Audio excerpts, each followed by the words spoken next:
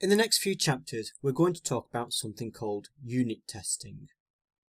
Using interfaces and dependency injection allows us to use an extremely useful tool, the ability to perform automated testing of code. Take, for example, the basket service. This service exposes a number of functions, and some of these functions have to perform calculations. For example, the getBasketSummary method queries the underlying data and sums up the basket total, as well as the number of items. When working through projects, we often need to add additional functionality to existing code. With the current website, the only way to test our basket service is to run the site, add some items to our basket, and make sure the basket total and items show as we expect. Although testing a running website is something you should always perform, it would be useful to know that the underlying calculations work or that specific functionality works and continue to work even after you've made changes. This way, when you are performing the actual user testing, you only really need to worry about the user experience and not the underlying calculations or specific functionality. Enter unit testing. Unit testing allows us to build in code tests to ensure that our code actually works as expected. Unit tests can be run before deployment and be completely hands-off. That is, you don't need to keep inputting any parameters, as these can also be included in the code. When building unit tests, you don't really want to work against any actual services such as databases. What we want to do instead is create fake or mock implementations. These we then have complete control over and won't be dependent on any external software to be installed, again such as a database SQL server. There are many tools available that will automatically build and test your code as soon as you commit the code to a repository. And when we use these tools, we have to assume that any underlying infrastructure, such as databases, won't actually exist. Therefore, all tests need to be done in code only, hence the need for mocks. For our basket service, we're going to need to mock two things. First is the database, and second is the HTTP context that gets sent in. The HTTP context base normally comes from the ASP.NET MVC system itself. Specifically, it comes from the base controller class that our controller class inherits from. If we didn't do this, then the sys service wouldn't know how to read and write from the cookies. We also need to decide what to test. By that I don't mean which methods. I mean, do we test the basket service directly, or do we test the MVC controllers that expose those services? Technically, some purists would say that you should test both, and in many ways they are correct. However, it really depends on how big your team is and how you are developing the application. What I mean by that is, as far as this tutorial goes, we are building the service along with the UI, all in a single solution, and so for that reason, it might just be easy to test it via the controller. However, in bigger development teams, the chances are you will be building the basket service independently of any consuming service, such as a controller. In this case, then it's imperative that you test the service itself with its own set of unit tests. Otherwise, how could you be sure that it will all work as expected? If you've been following the project along so far, we'll already actually have our test project here. If you wanted to create another test project, quite simply we could go to Add, New Project, and from the types of projects we could select Test and then select a unit test project from here. In our tests earlier, we actually had to go into this test controller and remove the test because of the constructors that we built on our home controller. And this test is just an example test of what you can build. As you can see, for any one particular test, we have a test method decorator over the various tests that we can create. And all tests generally follow three following steps. First, we arrange the test. So, for example, in the case of testing controllers, we would create or instantiate our controller. We would act upon the test, i.e. we would go and get the result from the controller, and next we would assert, so we would see if the test was correct or not. As a very quick example to show you what we're looking for, we'll enter another assert here, and we'll simply say is true, and then we pass in a condition that we are checking whether it's true or not. So we will say is 1 equal to 1. If we then go to our test menu, say run all tests, it will then compile our tests and open up this test explorer here and then run it. As you can see, we have this test here and it ran for 7 milliseconds and we've got a green tick to say it had passed. We can even put debugs on individual tests, and then we can right click and say debug selected tests. This will then allow us to go through step by step to ensure that everything's working or to help us troubleshoot when tests are failing.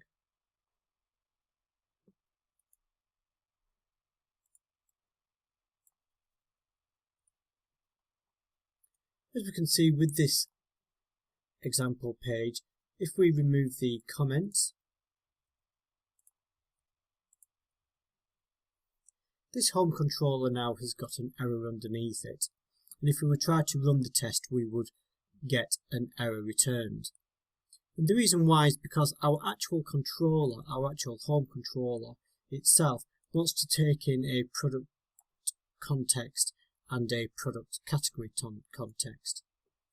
So as we said earlier, what we need to do is mock out these contexts rather than sending in an actual database, and we'll do that in the next lecture.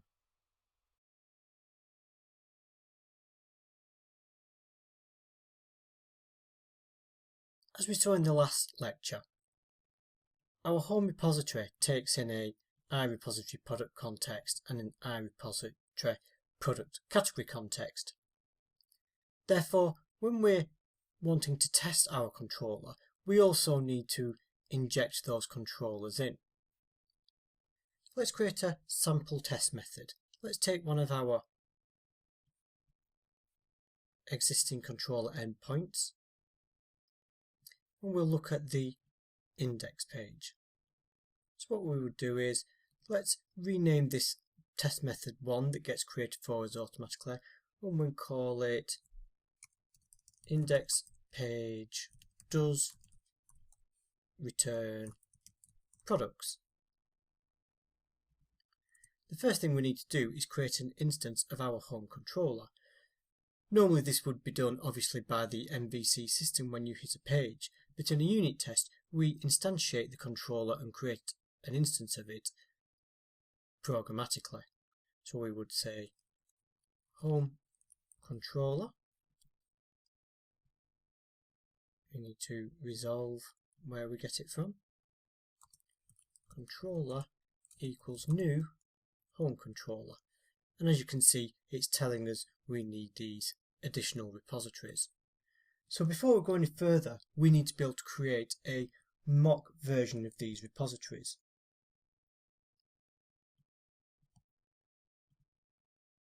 In your test project, create a folder called mocks, and in here we will write classes for our mocked services. So then we will add a new class and we shall call it mock context.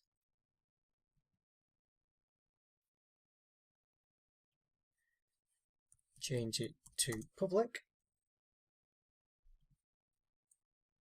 and we're going to tell it that it's based on iRepository T.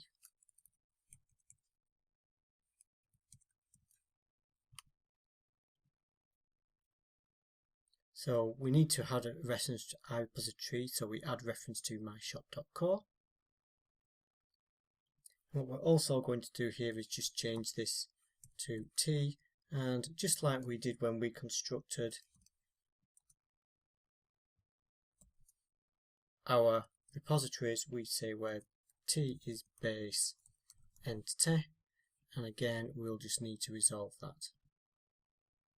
So the problem now is it's saying our empty class doesn't implement these interface members, and so we need to go ahead and implement those.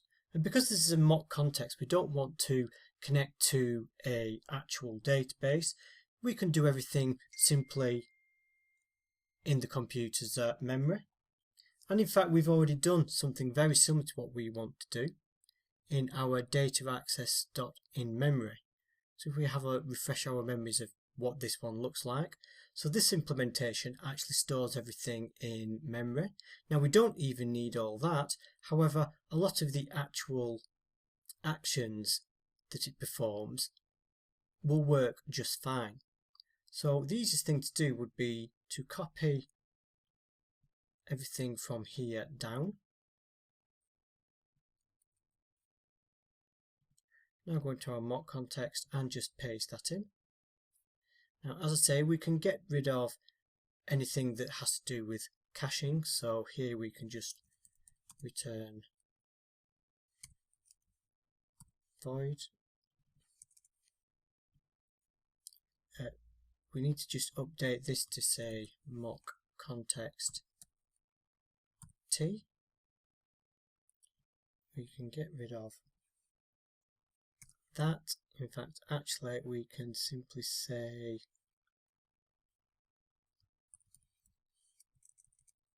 equals new list t, because this is a constructor, we don't want that there. Okay, just remove that. The commit can just return nothing. The rest insert, that's fine. T update, again, that's fine. So all this is doing is simply adding or updating our items, and everything else there is as it was before. So we can save that down. So with that set, we can go back to our home controller tests, and we can create 2 instances of those mock repositories.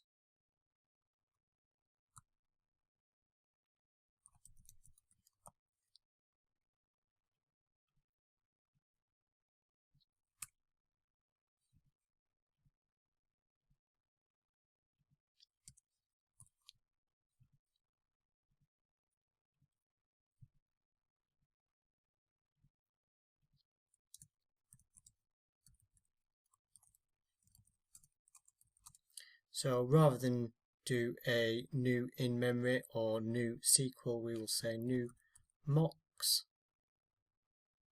dot mock context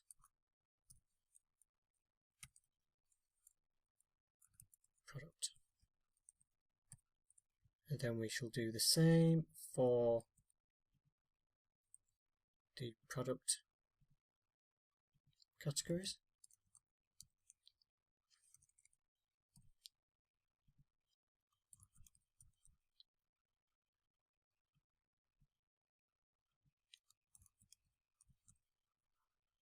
And then finally we can send those in. So it wants the product context first, and then the product category context. So now we've created our controller, what we can do is we can call the index method on the controller to get the result.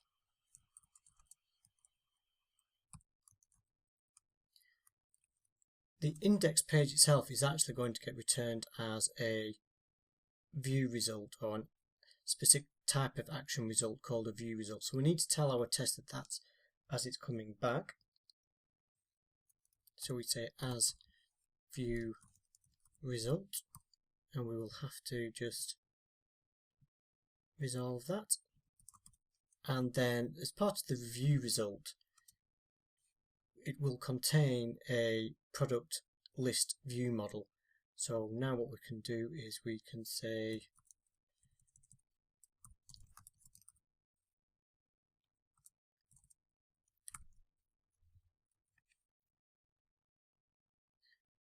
this time we do it by putting it in brackets. So this is called a cast. So we cast that and we say it is the result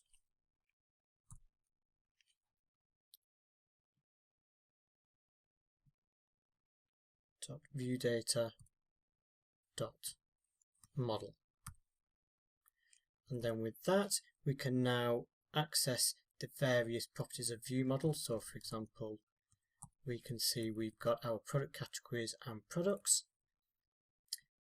So what we can do now is run our tests. So for example, we would say we'll use the assert keyword, and we would say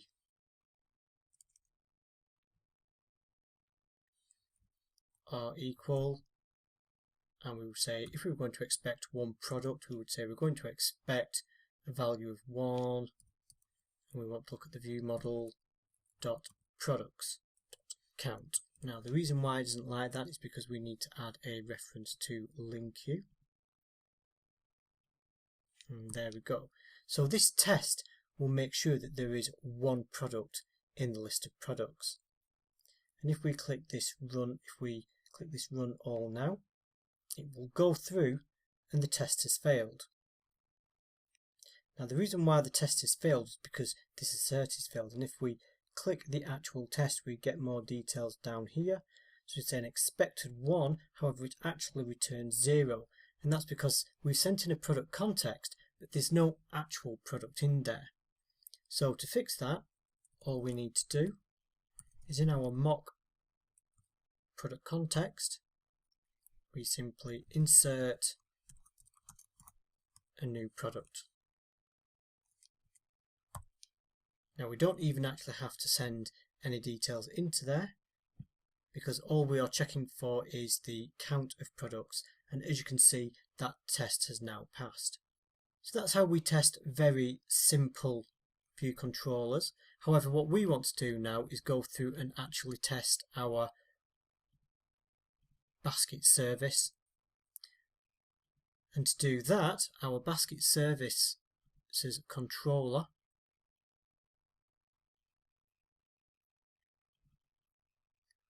whenever it calls the basket service items, or when we create the basket controller, it's actually wanting an instance of iBasket service, and whenever we call any of the actual services we need to pass in a HTTP context. So we can mock out the iBasket service, which is very similar to how we mocked out the repositories. However, because the iBasket service itself doesn't do anything special, we can use the actual implementation, because the implementation itself again takes in these contexts. So again we just mock those contexts instead. However, we do still need to mock this HTTP context, and we'll do that in the next lecture.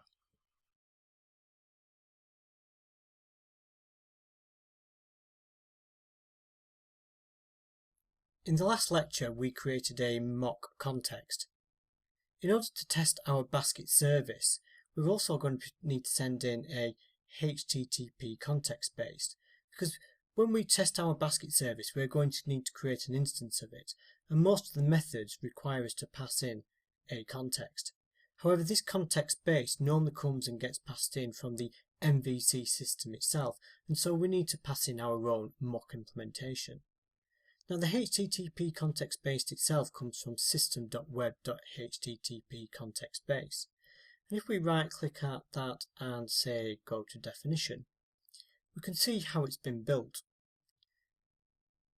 So the HTTP context base has all these methods that allow us to store things, among others, such as requests and responses, and the requests and responses themselves contain our cookies collection, because our basket service uses the context in order to read and write cookies.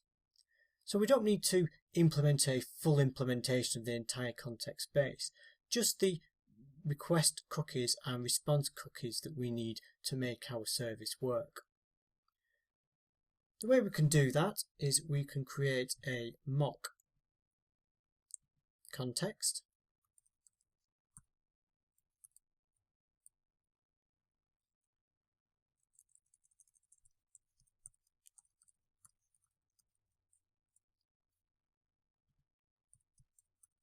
And the mock context is actually going to implement the HTTP context base class.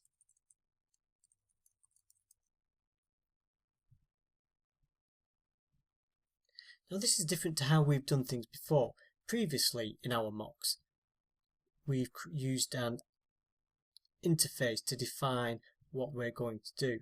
But in this instance, the actual HTTP context base is written in such a way that the default implementation doesn't actually implement anything, because this is more of an abstract class that we can use as our base, rather like we used the T entity class. So it means we can use this as our base and implement that, and then simply override the methods that we want to. In our case, we want to override the request and response methods, and so that we can expose a collection of cookies.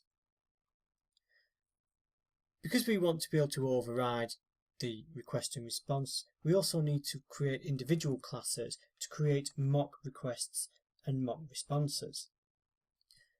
So in the same file, create another class, and we will call this one mock response. And similar to how we've implemented a base class here, again here we will implement HTTP response base.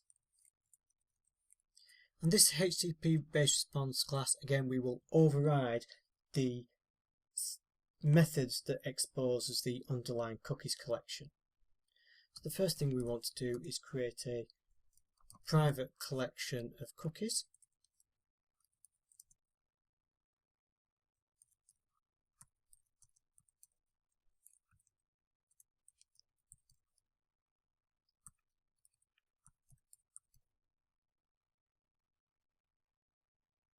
Then we're going to build a constructor that allows us to pass in the cookie collection that we want to do. So again, this is just so that we can have direct control over the cookies within our tests.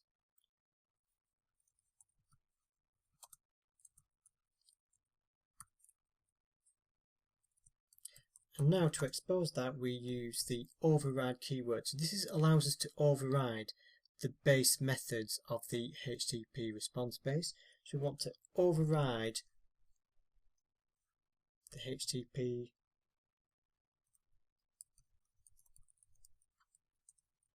cookie collection cookies. And rather than it using the base implementation, instead we will simply tell it to return our own private list of cookies. So it's a bit hard to explain the real ins and outs of everything that's going on here without understanding in much greater detail things like the HTTP context and base. But as you can see, this class we've built here is actually quite simple. We're simply returning a list of our own cookies. We want to do the same, except this time we want a request class.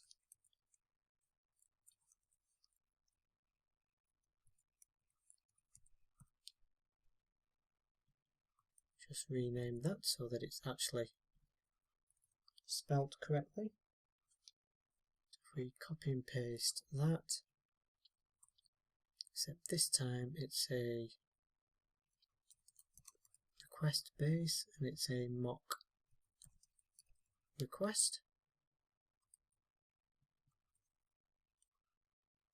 However, everything else is exactly the same. And again, just to reiterate, all we're doing here is overwriting these base values so that we can pass in something to read and write cookies. So now we have our response and requests. We can go ahead and implement these in our actual context base.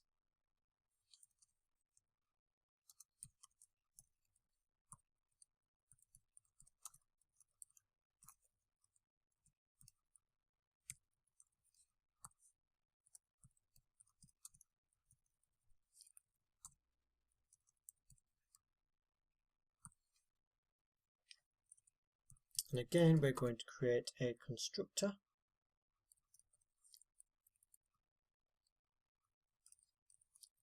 And our constructor is just going to initialize everything that we need.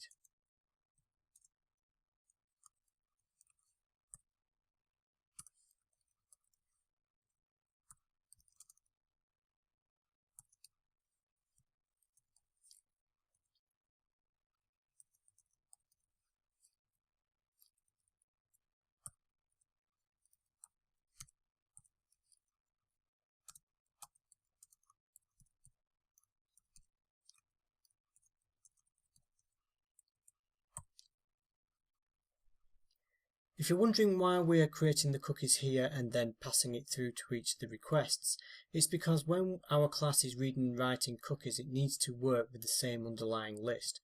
If each of these had their own instantiated collection, then whatever we added to request would not be in response and vice versa.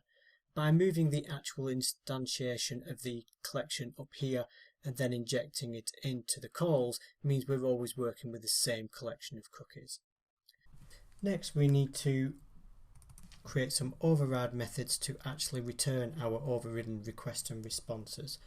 So again, just like we did earlier, HTTP request base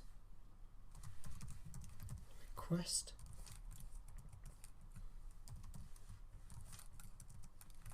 and we shall return our mock request.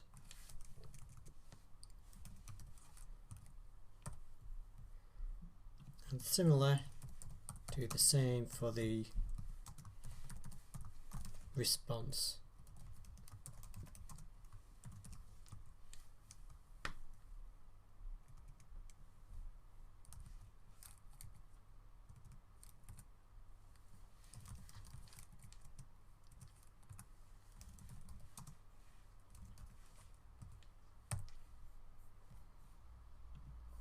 And then we're done. So with that in place, we can now start creating our tests for our actual basket controller. As we did earlier, if we right click controllers, say add unit test, and then we shall rename it, call it basket controller tests. And then in the next lecture, we'll start going through building out these tests.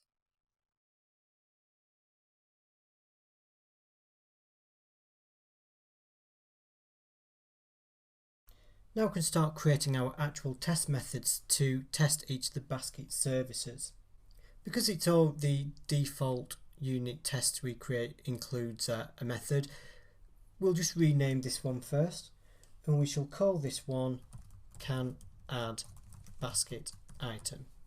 So if you've probably gathered, we call the tests by something descriptive, and the reason being is that if something fails, we can see in our list of tests what has and hasn't failed. So let's start going out and building this. Now, as we mentioned earlier, there is two ways we could test this. We could test the basket controller itself, or we could test the basket service, and it all depends on really how you're working within a development team.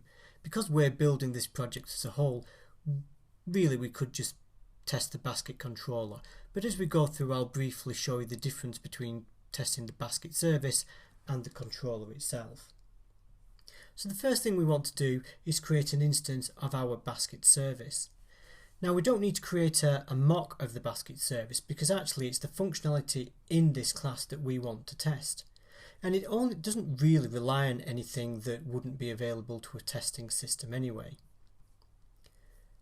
The important thing is that it wants a product context, so that's the only thing we really need to mock. Again, rather than sending an actual database, we'll send in our mock repositories.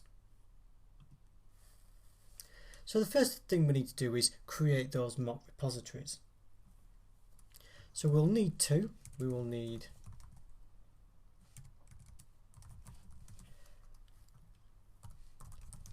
a basket repository,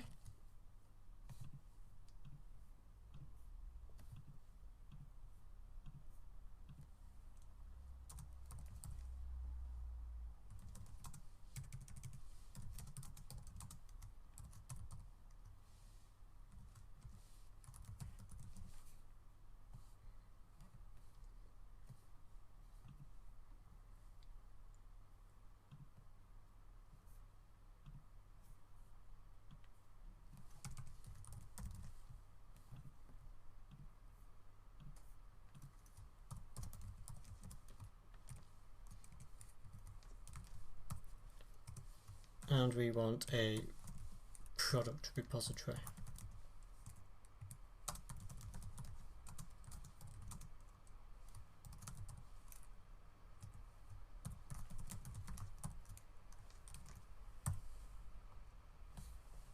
Now we could go ahead and create our basket service.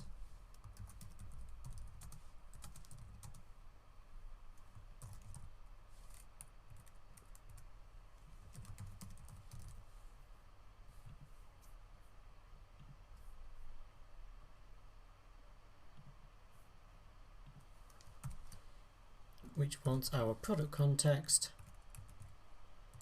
and our basket context. With that said, if we wanted to test the service directly, we simply need to say basket service, add to basket,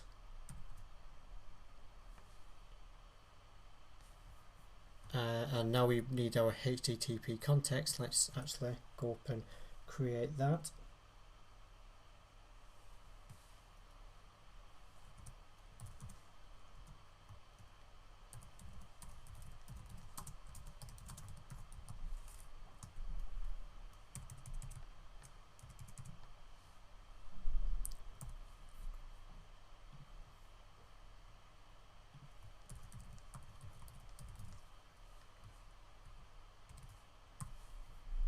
So we will pass that context in, and then we will pass in an arbitrary product ID. At this stage it doesn't matter that we don't actually have any products or any baskets, because all we want to test is that we can add something to the basket. So once we've got that done, we can go and see if there's any baskets in our basket collection, because the basket service should have now added that.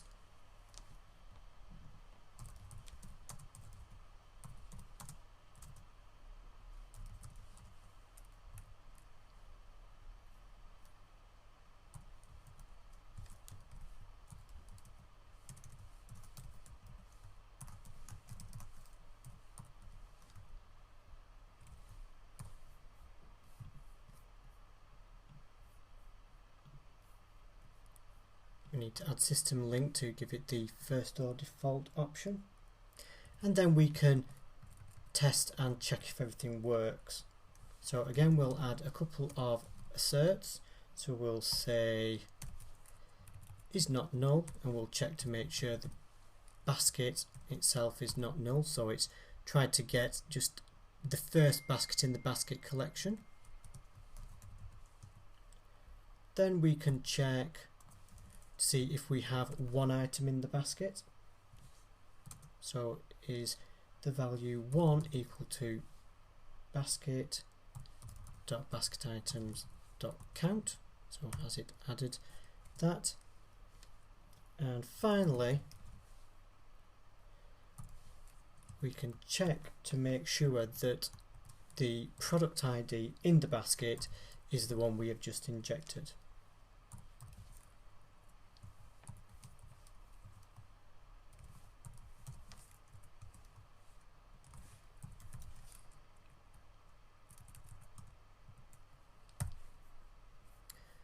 So now if we run all the tests again, and so hopefully those tests will pass.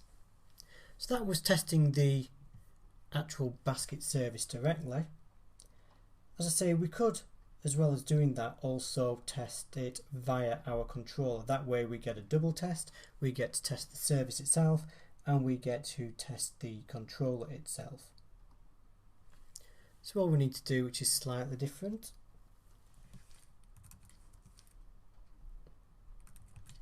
is we need to create an instance of our controller.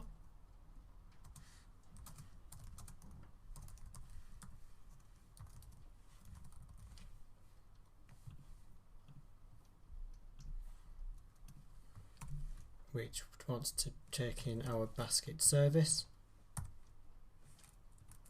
and then rather than checking the basket service, we can say controller dot add to basket.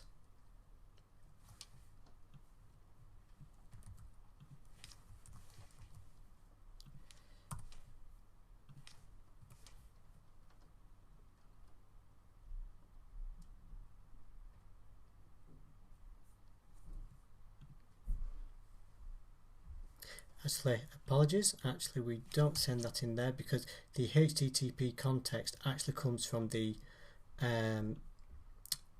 context within the controller itself. So what we actually have to do is, once we've created our controller here, we need to tell it that the controller context is a new controller context, and we send in our mock context there, and we simply say new empty root data controller. So this is how we actually inject our HTTP context. As you can see, it's rather more complicated than normal. However, if we now then just test that, we can leave these the same because we're again just testing the underlying collection. Run all, and again it passes fine. A common pattern when building tests is simply to annotate your test with some extra information, and basically we usually just say setup to define where you're setting up your tests, act, which means you're acting on your tests, which in this case is actually running them, and then assert. As I say, this doesn't really affect anything, it wouldn't stop anything working, it's just common practice.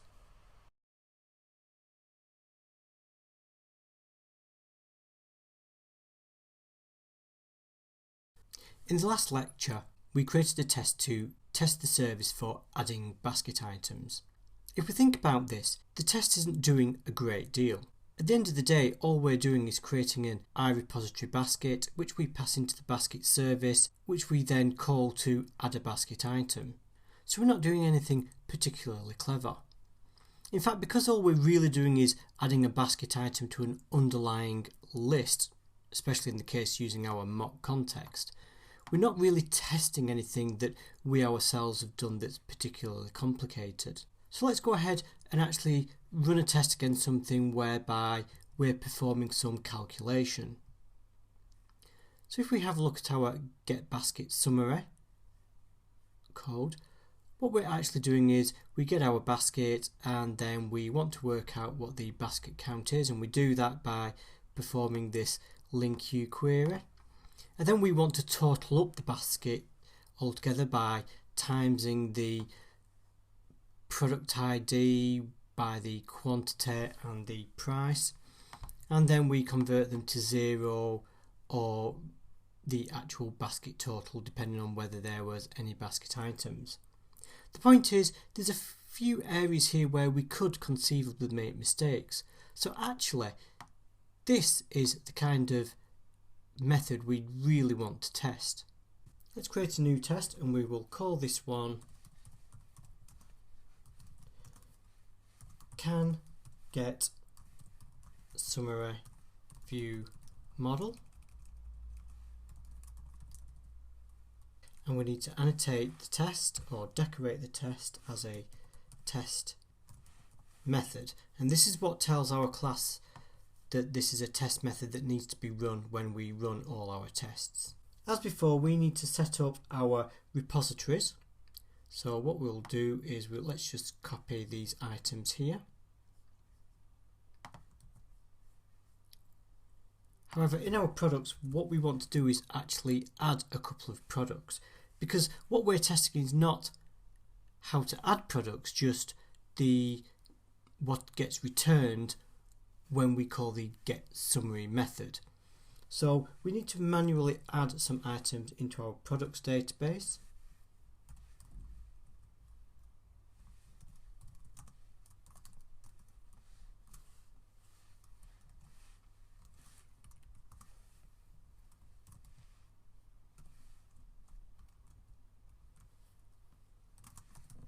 We don't need to add the full details, only details for what we want to test. So in this case, because we're wanting to test the quantity and the price, we just need to actually enter some basic information.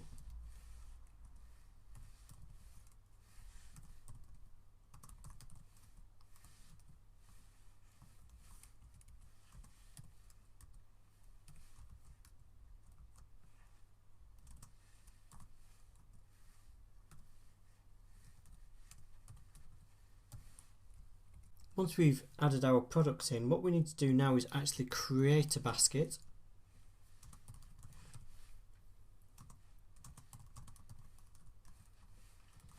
And then add the items to it. And the reason why we have to do all this is because we need to make sure that the items we're adding to the basket have a corresponding ID and price, so that our underlying get summary view model method has all the information it needs.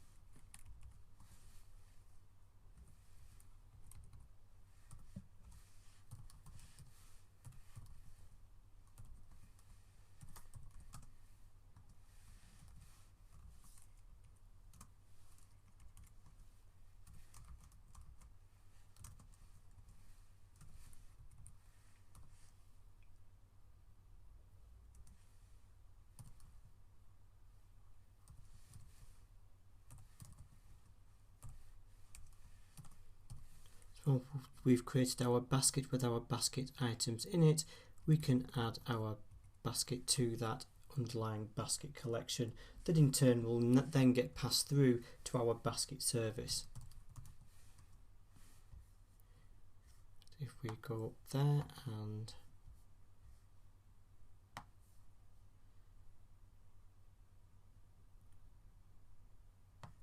copy that,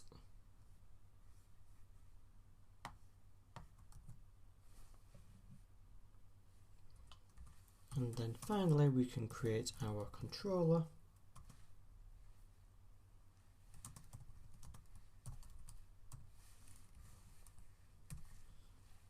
and pass in our newly created basket service.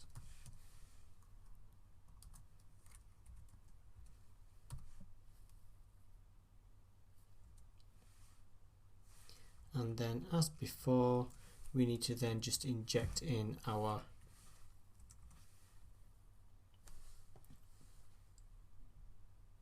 cookies. Before we do, we need to actually manually add our cookies.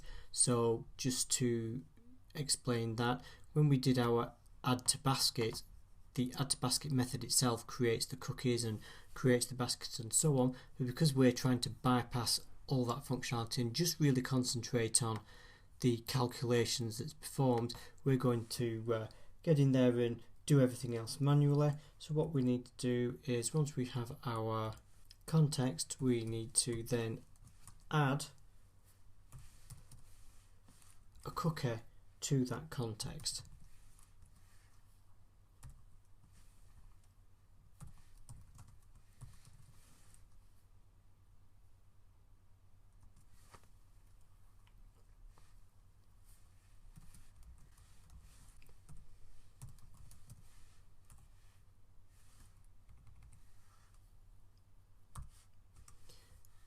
And then finally we can create our controller, or we can add that HTTP context to our controller context as before. And finally we can now actually call that method to see what gets returned.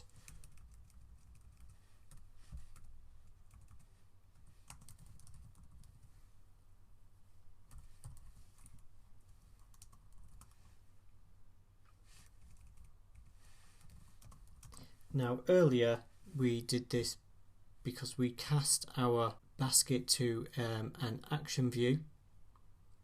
However, this time it's actually a partial view because we expose our controller as a partial view.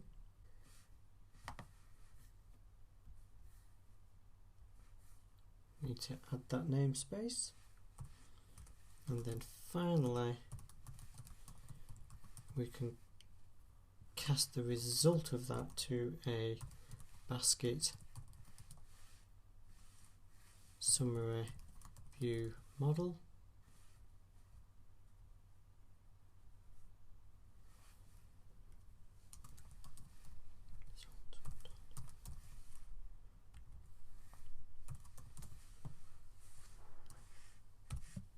and then test. So the first thing we want to do is make sure our basket summary has a basket count of 3 because we added one product with a quantity of 2 and then another product with a quantity of 1. And we also want to make sure that our basket total is equal to 25, because the product with ID 1 is £10, we're having 2 of them, so that makes 20, and then the product ID of 2 is 5, and with a quantity of 1 that makes 5, so 20 add 5 is 25. So save that and then run our tests, and hopefully you'll get a passed result on the can-get summary view model. Hopefully you can see how tests can be quite useful. If you were to go back and make changes to your underlying methods within the basket service, or even within your basket controller, because it's the basket controller that in these examples we've been testing, then it means you can then just run all your tests again and make sure you've not just gone and broken anything by any updates you might have made. It's worth mentioning at this point as well that there is a methodology of programming called test-driven design. In test-driven design, you write the tests first and then write the code to actually fix the tests. So in the example of can add basket item, as we discussed earlier, it's perhaps not a test that you would necessarily need to run, because of the way all it's really testing is internal functions, unlike our basket summary that returns some computations that we're doing.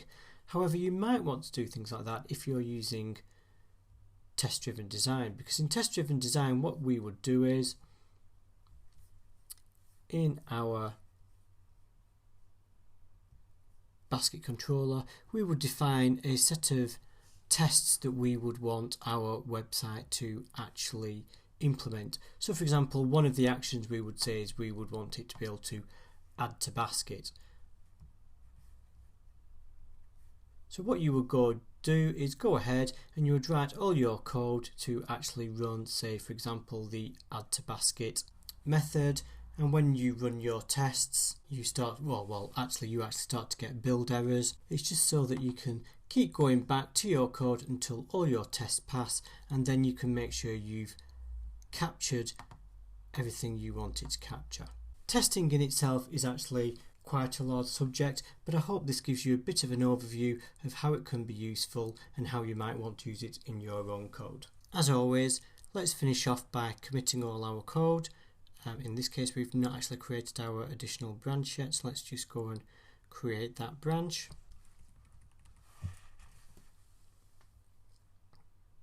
Then commit our code and then merge back to master.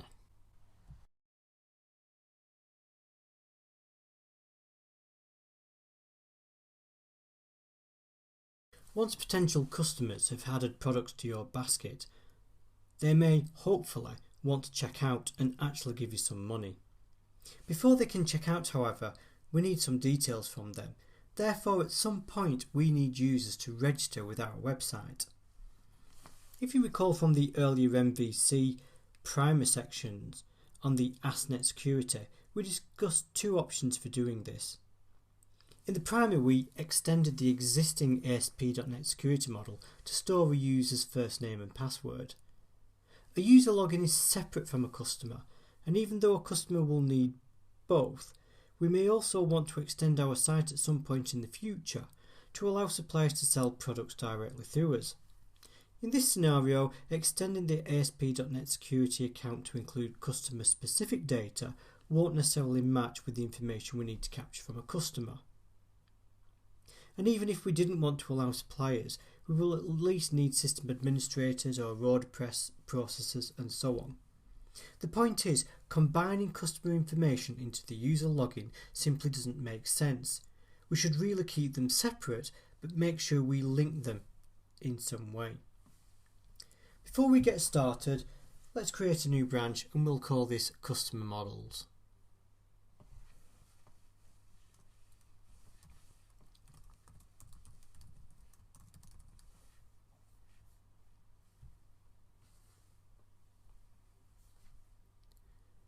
Step 1 is going to be to create our actual customer model. So create a new class in myshop.core.models and we shall call the model customer.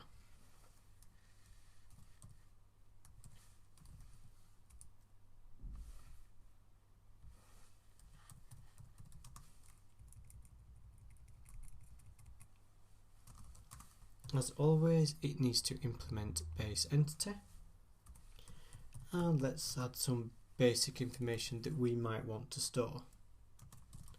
We're going to store a user ID, so this is how we will link our customer to our underlying login information.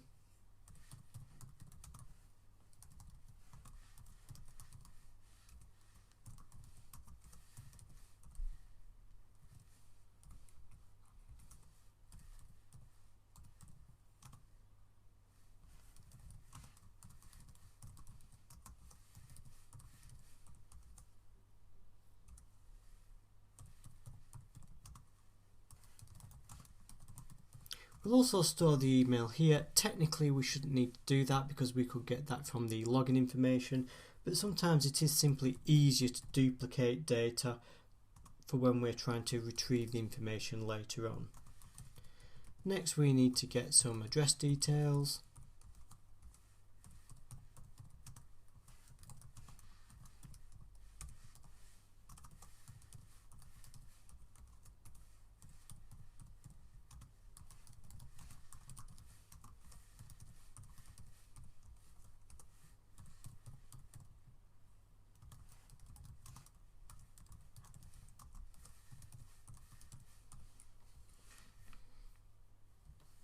And then we're finished with our model. Once we've created our model, let's go to our data context and add that model into our database.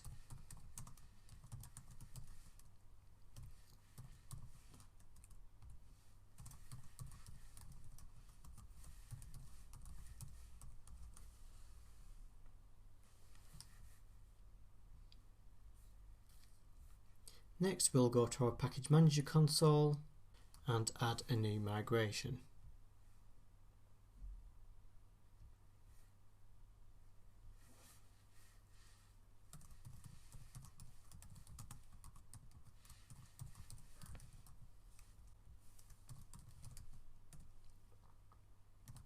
Once that's done, what we need to do is create a UI page to capture those details. However, rather than create a new page from scratch, we can actually use the built-in models that MVC provides for us. So now Web UI, go to our models account view model. And what we're going to do is add these additional fields to our register view model.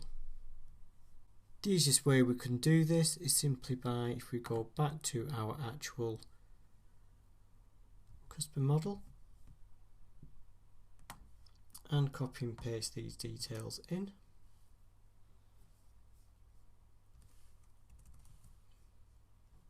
We don't need the email, but what we will do is set things such as our first name to required, our last name to required. We're always going to need to know the street address,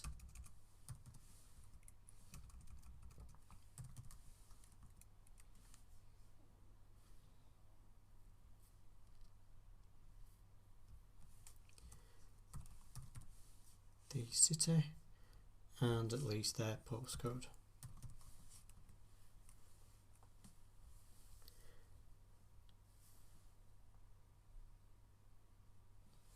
Once that's done, we can go and modify our actual account controller so that what we're basically doing is updating the register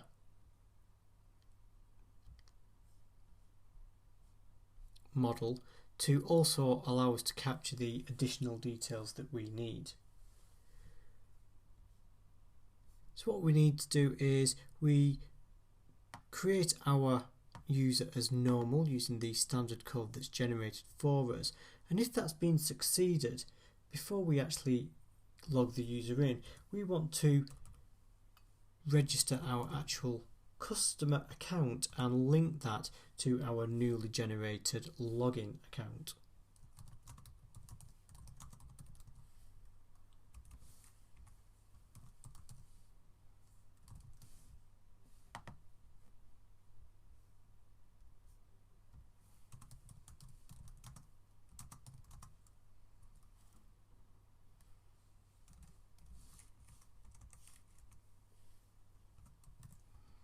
And all we simply do is then copy across the information from our model that we've just updated to our customer object.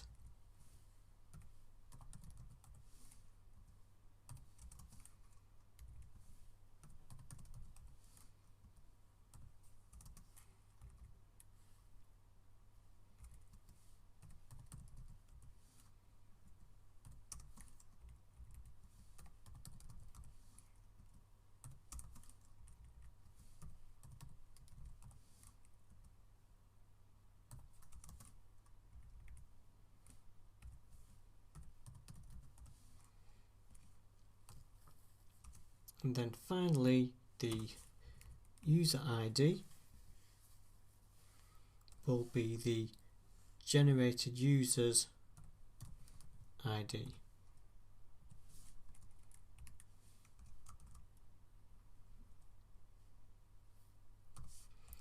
Finally, we need to add that to a customer's repository. So let's go back up to the page, and in our account controller we need to have it send in an I repository customer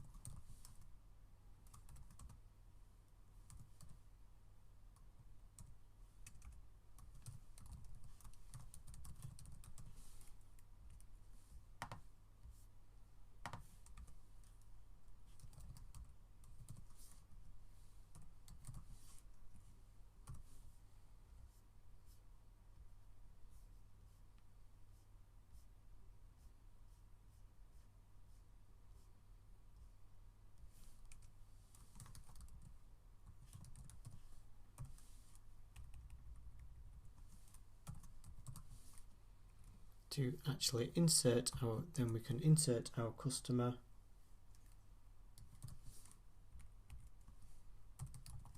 and save that to the database.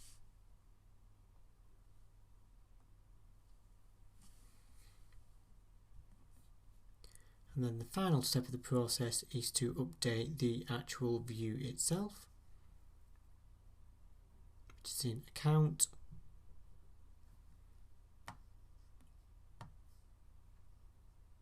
register, and again we're just going to add in these additional fields. The quickest, easiest way is just to copy and paste what's already been done.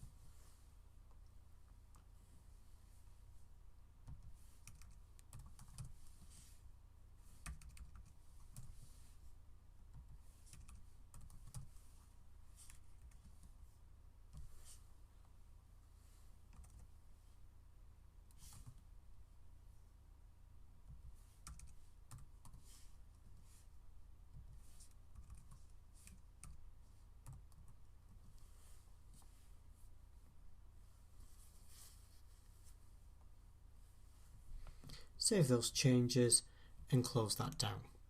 We now need to wire up the actual customer repository to the web UI through Unity. Registering the customer repository is simple enough. However, the Unity implementation actually breaks the ASP.NET security system that gets installed as part of the MVC template. This is because by adding Unity, it handles the job of injecting objects into the controllers for us. However, the security mechanism also needs to do this in order to inject the user manager and sign-in manager into the account and manager controllers. The simplest fix is to simply remove the user manager and sign-in manager injection, i.e. we'll remove them from the account controller and manage controllers constructors. This is fine because the actual implementation for these is handled as part of the startup routines. So if we look at our app start and look at our startup auth, you can see that it actually creates them all in here for us. So rather than have it inject them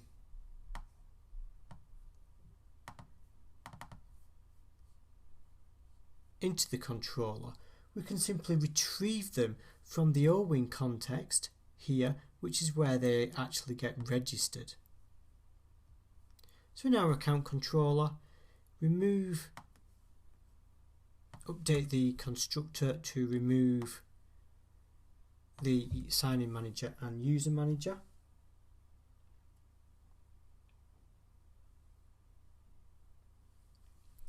And update these here. So our constructor now simply allows us to inject our customer repository. We now need to update our Unity config to tell it to inject our new customer repository.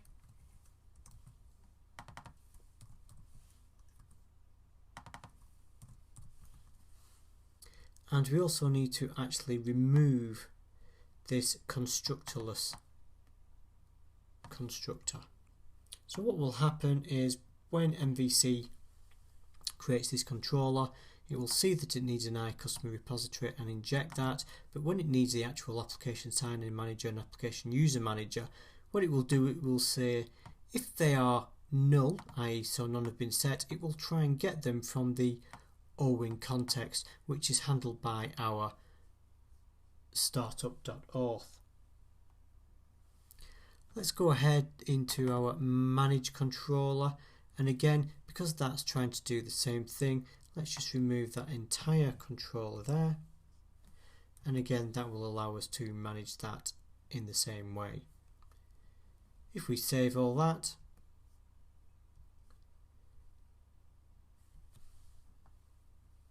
build our project and then run our website. When a user clicks the register button, we get our additional fields that we want to capture.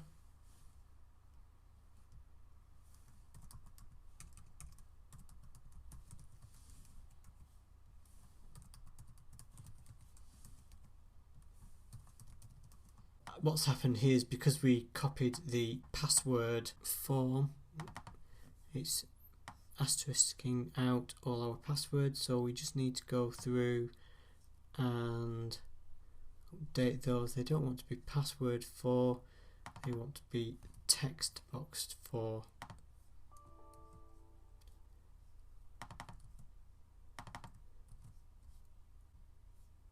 Let's try that again and register, and it will create our account for us. That finishes this section, so let's commit all our changes and then we will sync and commit that to master.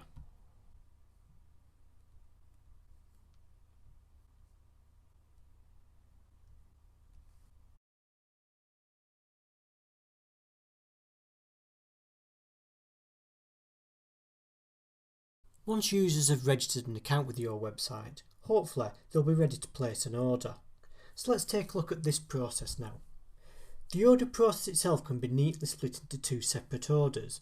There's the creation of the order within our system, and there's the processing of the payment. Processing the payment needs a discussion all on its own. So what we will do in this lecture is simply handle the order creation process within our system. The middle bit that expects someone to give us payment details and process them will usually be handled by a third party, and how that is handled will be entirely dependent on the third party. So for simplicity's sake, we will just make that happen and assuming that process has gone through okay. The first thing we want to do is create a new branch.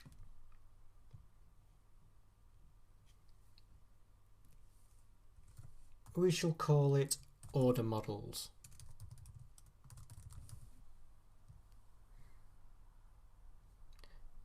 And as you can probably guess, the first thing we're going to do is create our order models.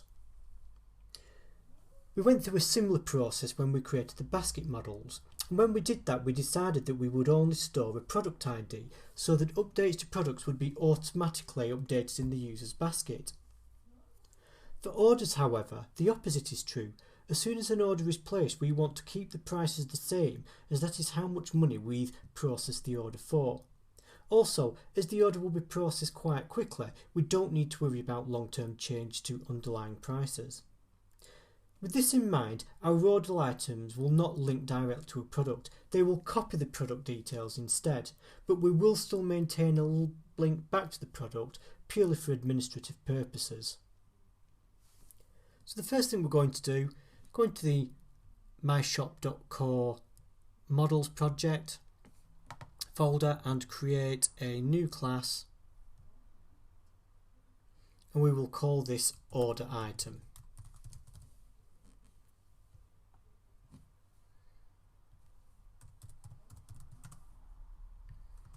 As always, it will inherit from base entity. Then we'll add some basic details. So all order items are going to be linked to an underlying order, so we'll need to store the order ID.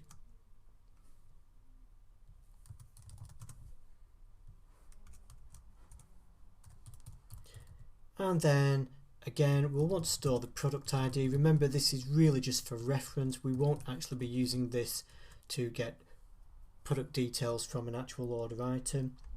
But what we will store is some information about our product directly within this order item.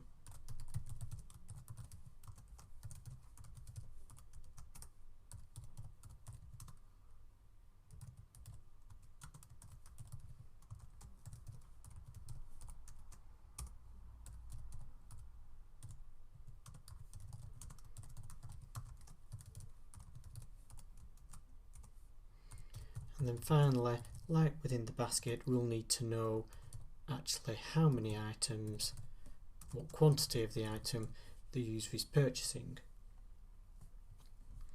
Once that's created, let's go ahead and create our actual order.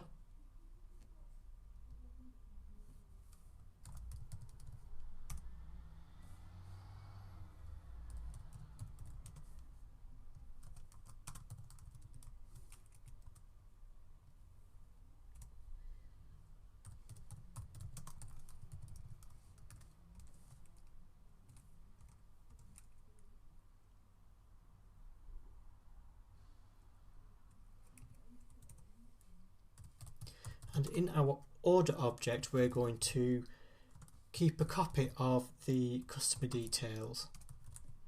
Again, we could link directly to the customer themselves. However, I find it often handy to link to copy the details, just because sometimes a user might want to update their personal details within their actual record. So for example, they might want to have a separate billing address and shipping addresses.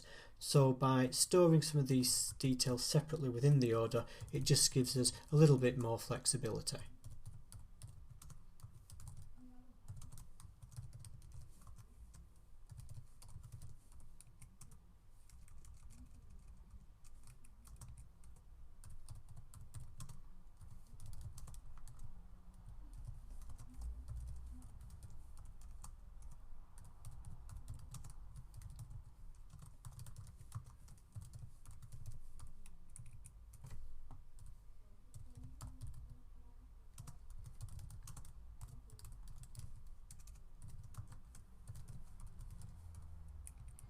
If we wanted, we could put some validation on here like we have done previously, but for now we'll just keep it quite simple. You'll note we're going to add an order status here. This is so that as we manage out the order itself, so for example when we go from raising an order to processing payment to shipping a payment and so on, we can keep a track of where we're at. Finally, we need to create a list of order items.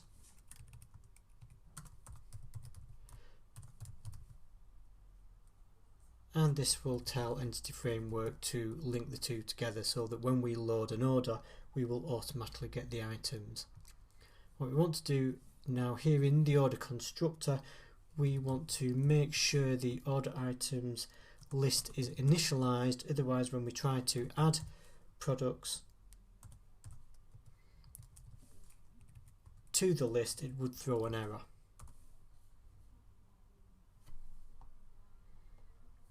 Okay, with our models completed, we now need to go and add those models to Entity Framework by adding them to our data context.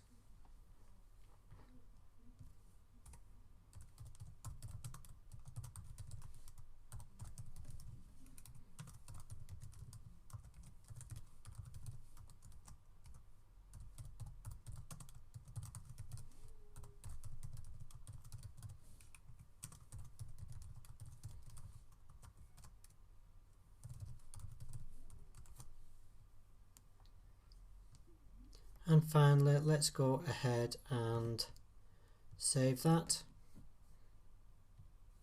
and then we will add a new migration.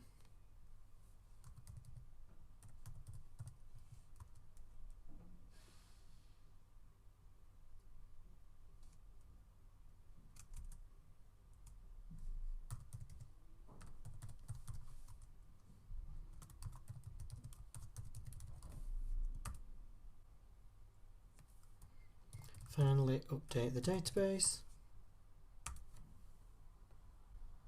and now the models and context have been created. So now they're in place, what we're going to do is create an order service, because just like the basket service, there's a number of things we'll want to do when we create an order, so it's best to encapsulate that all into a service. We need to be able to create a new order based on the user's basket, and we have two ways to do this. The first is to query the database directly from our order service class, but to do this we need to get the user's cookies to find the user's basket ID. In other words, we'd need to duplicate quite a bit of code. Another option is to use the basket service to get the basket. At the moment, the getBasket method is private and therefore not accessible.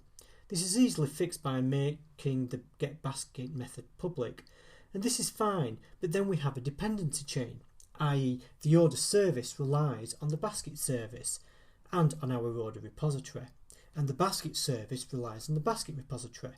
Again, there's nothing wrong with this per se, but perhaps option 3 might be a bit cleaner. What we're going to do is send in our list of basket items to the order service directly. In other words, the order service won't be dependent on another service, it will simply expect us to send in a list of basket items. We already have a public method for getting all the basket items, so it also means that not much more code is required.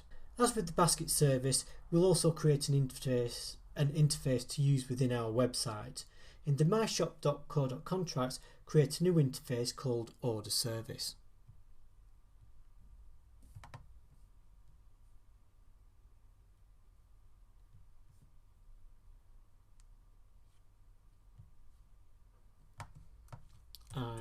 Order service, mark it as public, and our order service is simply going to have one method called create order. It's going to want to take in an order object which would get created externally from the create order service because it's simply a model. And then we're going to bring in a list of basket item view models.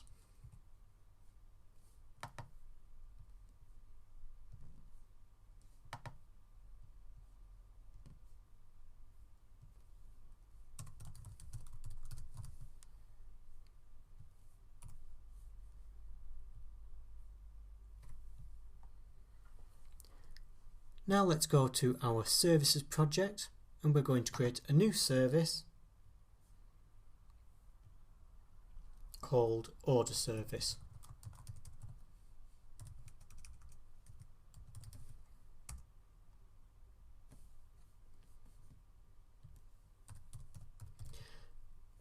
As part of its constructor, this order service will need to take in a repository of our orders,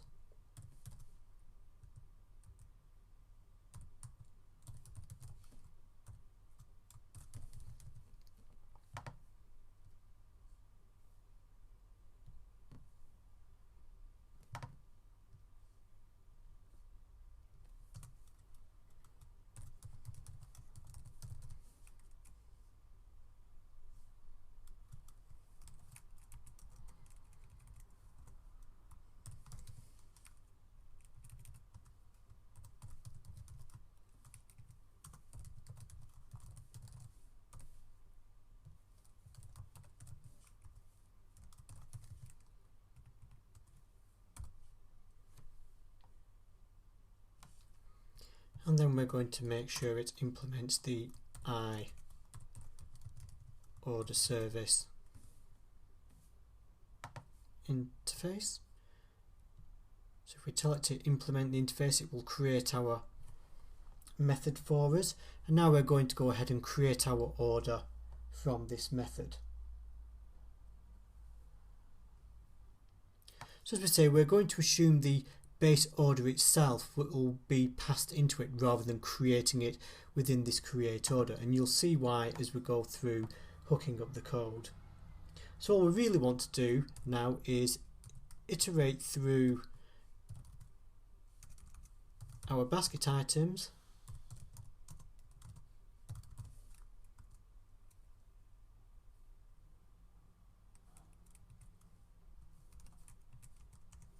and for each basket item we're going to add it to the underlying base order.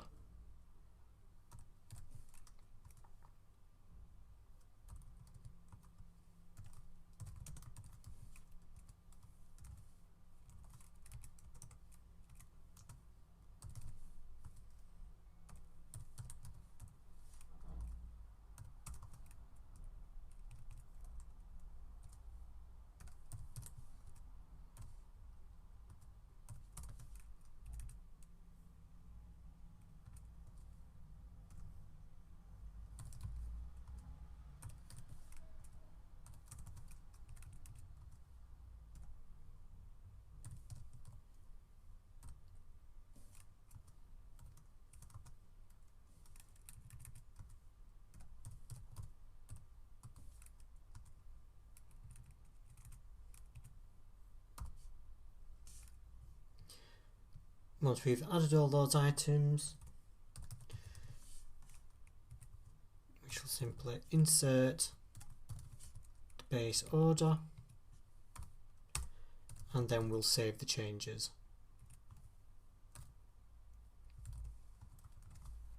So with our order service created, let's now switch to our web UI project. And the first thing we'll want to do is wire up the Unity config to add the additional repositories and services. So we'll do the repositories first.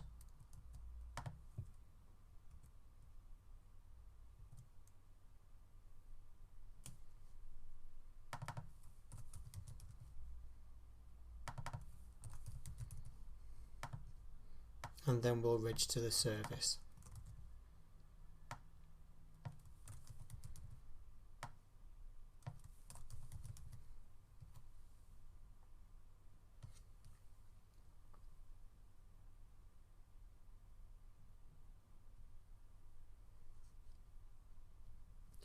Once we've created an order, we're also going to want to actually clear the basket down. So the quickest way to do that, or the easiest way, is to update our basket service. So what we're going to do is add in a new method that will simply clear the basket down. So in our basket service, create a new method called clear basket.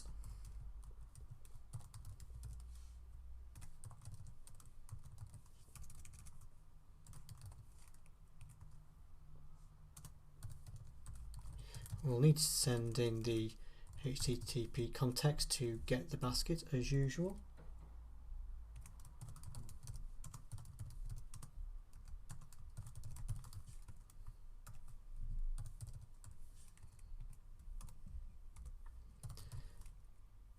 Then on the basket items, we will simply call the underlying clear method, which is part of the linQ method.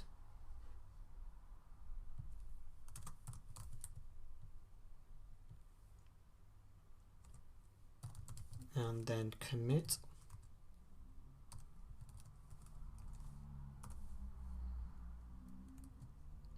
We're also going to have to copy that into the interface to make it available. So go back to our core project, go into the iBasket service and add that extra method on. And so now we're ready to actually hook up all this to our controller. So we're going to do this in the basket controller. So after users obviously create the basket, we will use this basket controller to then create the order. So because of that, we're going to be updating the basket controller to send in an iOrder service.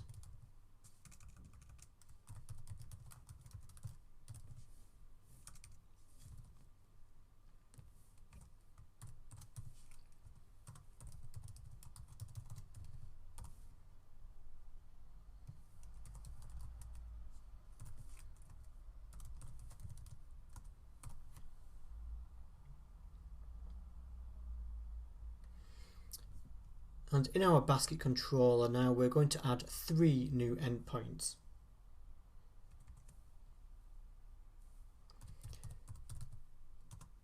The first will simply be a checkout page.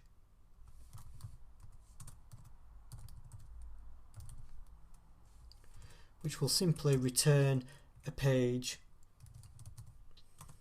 to the user, asking them to confirm that they wish to check out.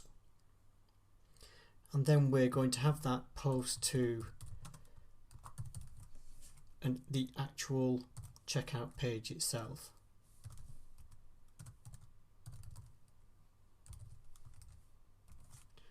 So as before, this checkout page is going to be expecting an order to be sent in.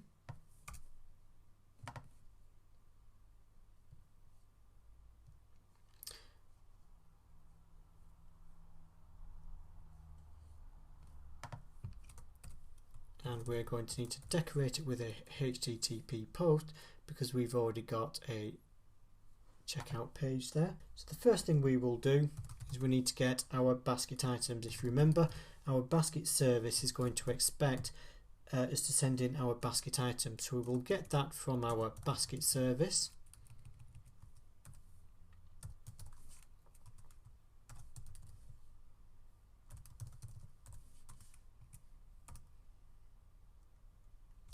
Because we're going to have been sending an order in, we're going to update the order status, because we will assume in the area where we create a new order, we're going to actually just set what the default will be, which is, we'll set it to order created.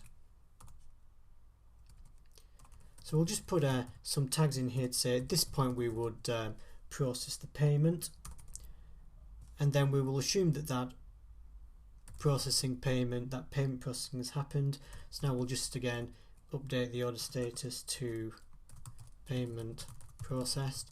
So obviously in here is where we get in there to do the payment processing. So go through this, and then we want to do the order service, create the order. So we will send in our base order and our basket items.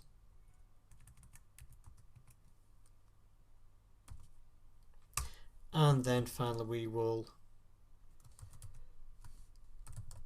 clear our basket down.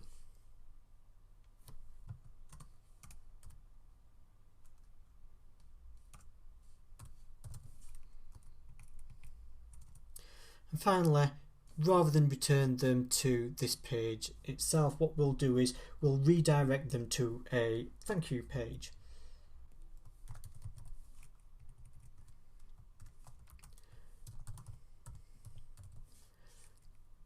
As part of the thank you page, we'll also send in an order ID. So we'll say order ID equals order ID. So finally, let's go ahead and create the thank you page.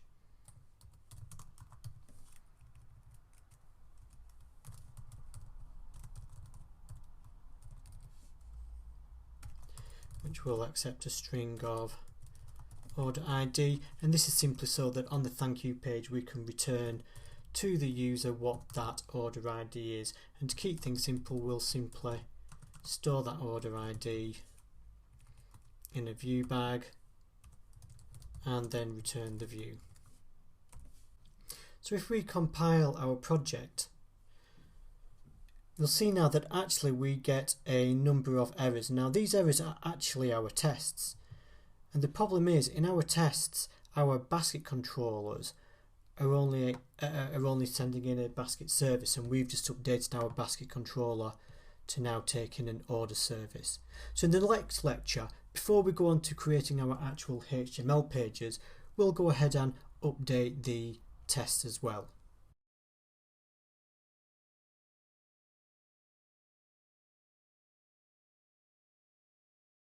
The change in the last lecture has broken some of our tests.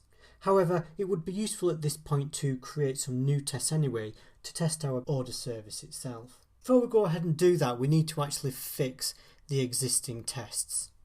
The reason why they failed is because they're expecting an order service. So we'll quickly and simply go and create that order service.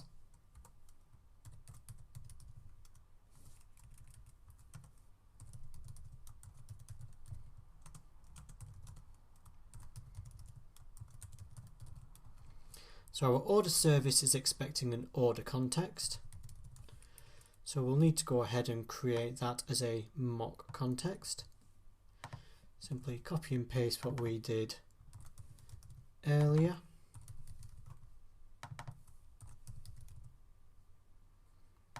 And then we can pass that order service in. And that's one of the ways in which keeping our services as independent as possible makes it easier, because the mocks themselves become much easier to create. So that's that one there, which is the can add basket item. We'll also need to update the summary view model, so we'll simply copy and paste these in.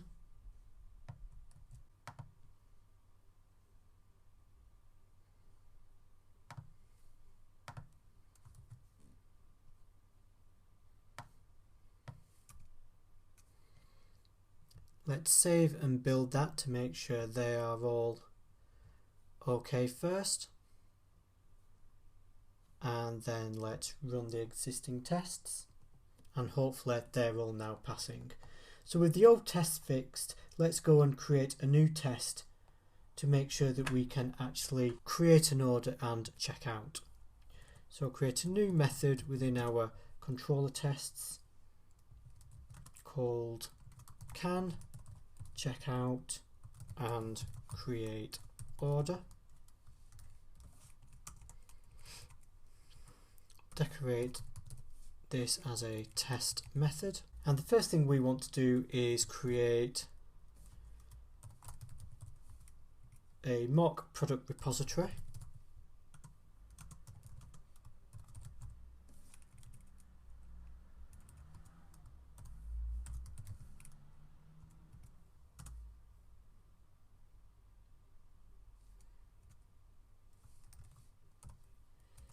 And we'll add some very basic information to the product repository. We're simply going to create a couple of products. We only really need an ID and a price, because that's the only thing that will actually affect any of the calculations.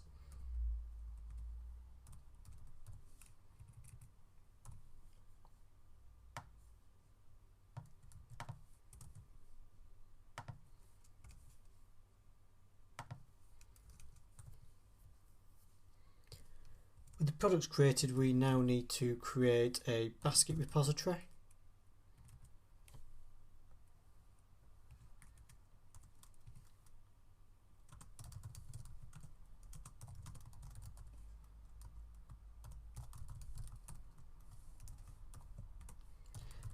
And again, we shall add a new underlying basket to that. So we shall have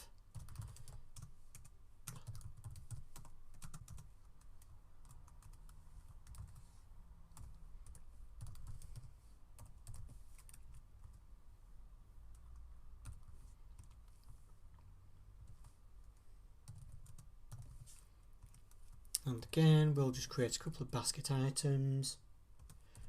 Set the product ID, and again we only need very basic information in here.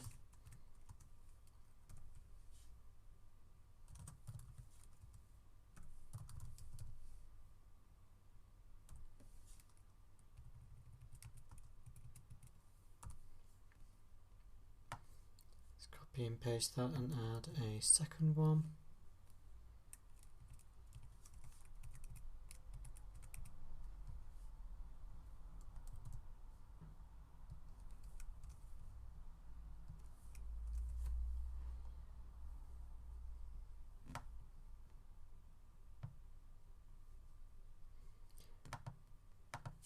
Starts with our basket created. We need to add that basket to our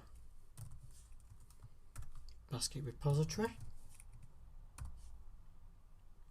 And finally, we can go ahead and now create our basket service.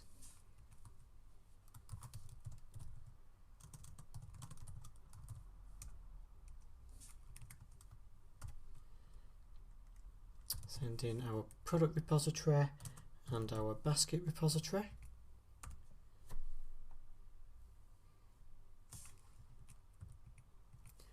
And then we can now create our order service. Again, we'll need a repository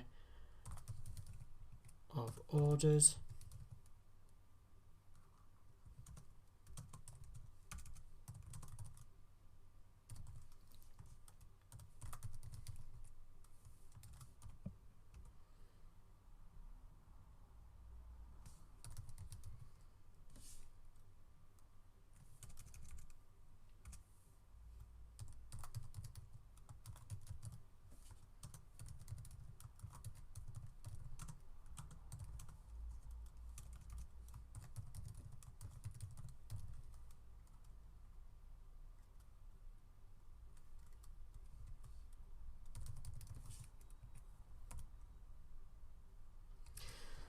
So as before, if we wanted to test the order service directly, we could simply act on the order service itself. But as in the previous examples, we're going to test the controller again. So we're just going to add this additional information in to create a basket controller instance, which will expect our basket service and our order service.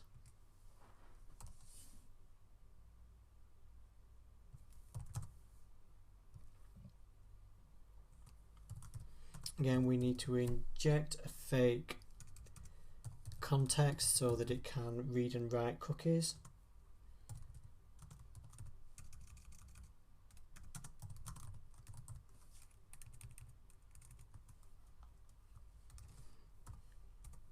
And because we're actually creating our basket manually, we're going to create the cookie itself manually. So we will go to the request.cookies.add. Let's add a new HTTP cookie.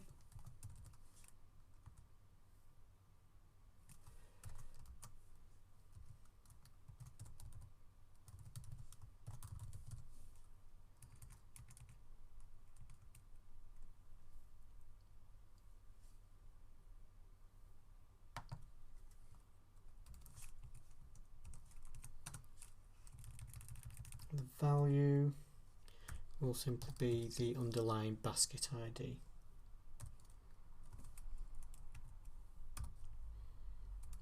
Finally, we need to add that HTTP context to the underlying controller context.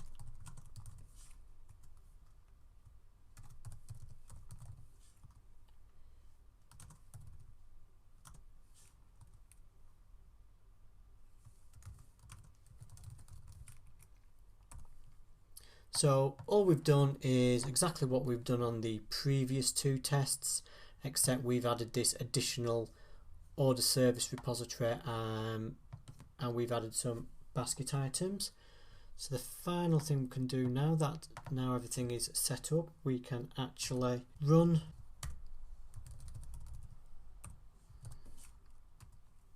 the checkout method. So the checkout method itself is going to be expecting an order to be sent in. So we need to actually go in and create that order.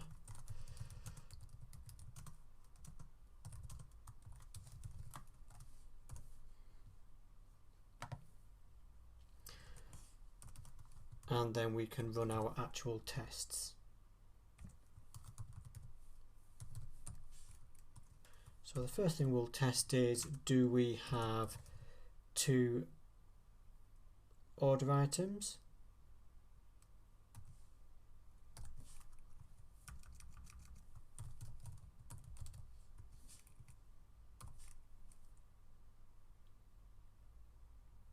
We'll also want to make sure, because once we've created an order, we want to clear the basket down. So let's make sure that the basket items are now empty.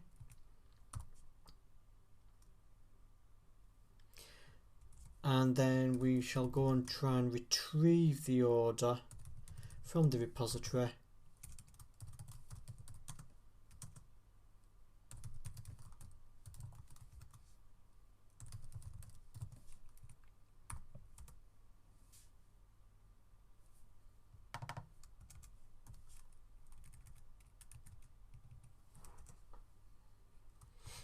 So that we can check to ensure we actually do have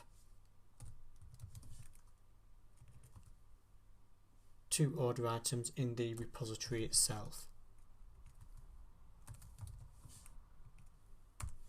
Okay, so we have created two basket items. We have passed those basket items into our order service via the controller to tell it to perform the checkout, which should have created our order items within the order, and it should have cleared our basket down. So let's run those tests, and the tests have passed.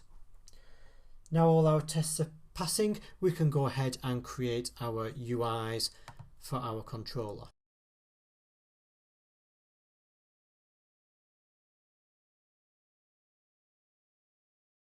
Now we know our create order action works as it should, let's go ahead and create the views. So the first thing we need to create is the initial checkout view. So this checkout view will be based on a blank order because it will create our initial order, and in here we will allow the user initially to manually enter all the details to create the order. We'll update this later to link it to the customer, but for now we'll go through and make them add the order manually. So add the view, set the template to a create template, and make sure the model class is an order. And click add.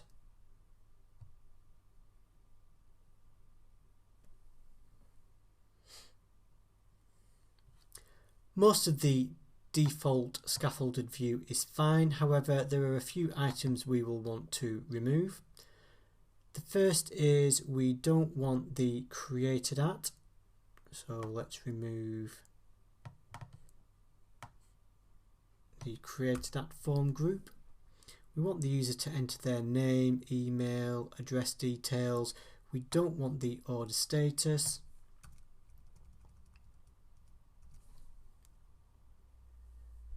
We want the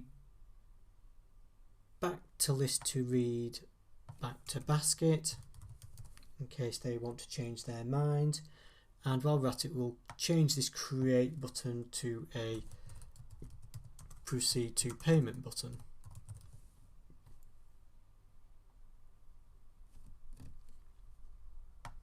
So as you can see, nothing too different here from the standard form.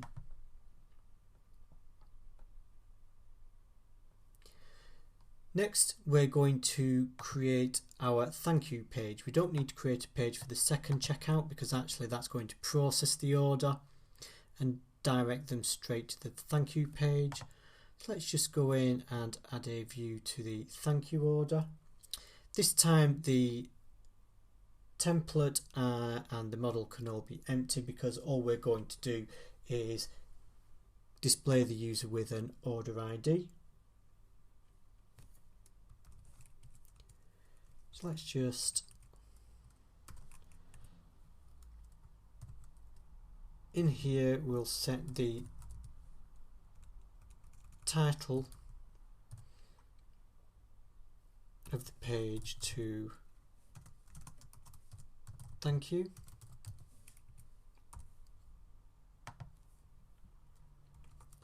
And then we're just going to have some very basic HTML in here.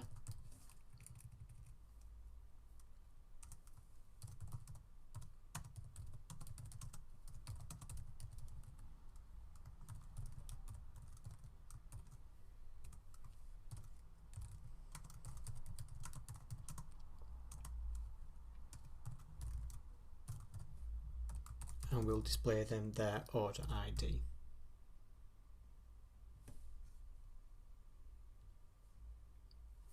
Finally, we want to open the index page in the basket views folder to make a few changes in there. So in our views, basket, index, and down at the bottom of the page, in the final checkout section at the bottom here, we just want to add another item that will allow them or give them a link to go to the checkout page.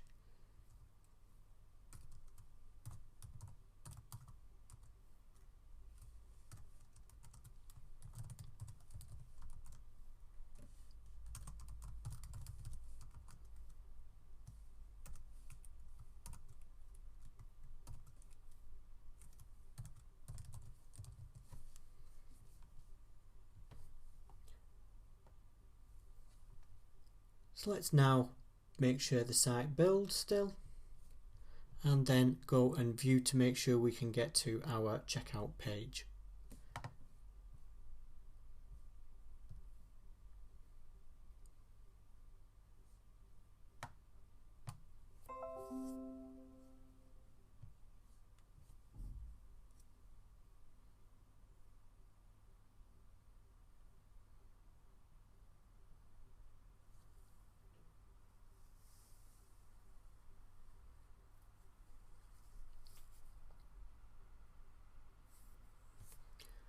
So we should be able to add a couple of items to our basket. We should now be able to check out and enter some basic details.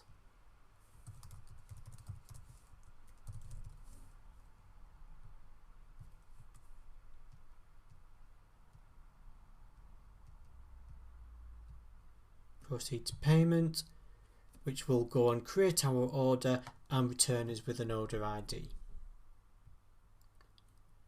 Let's commit all our changes that we've got so far.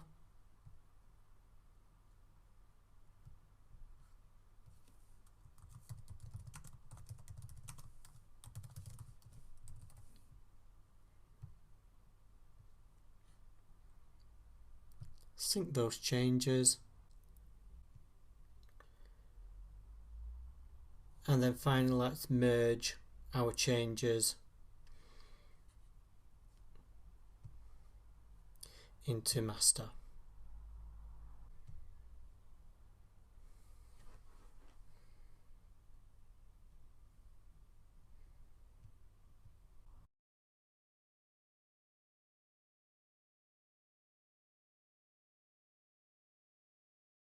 We can now create orders for our basket, but what we need to do is, when a user comes to create a new order, it should check that they're logged in and pre-fill the order details from their login information. And that's what we're going to do next. We'll be using the built-in ASP.NET authentication mechanism that we've already set up previously.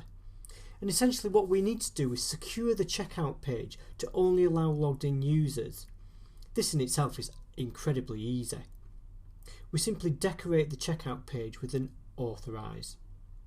This simple decorator makes ASP.NET automatically check if the user is logged in, and if not, it will redirect them to the login page. We saw this in action earlier.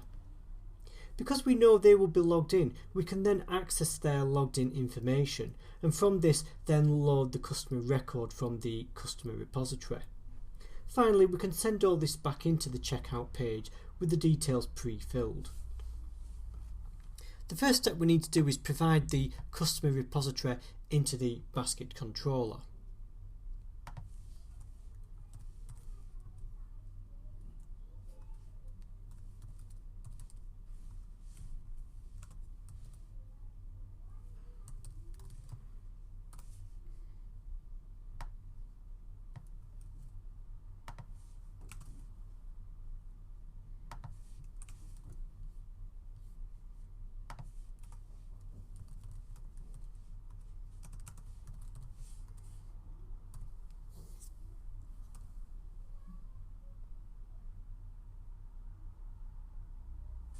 Now we can go and update the first checkout action result and get the customer from the database.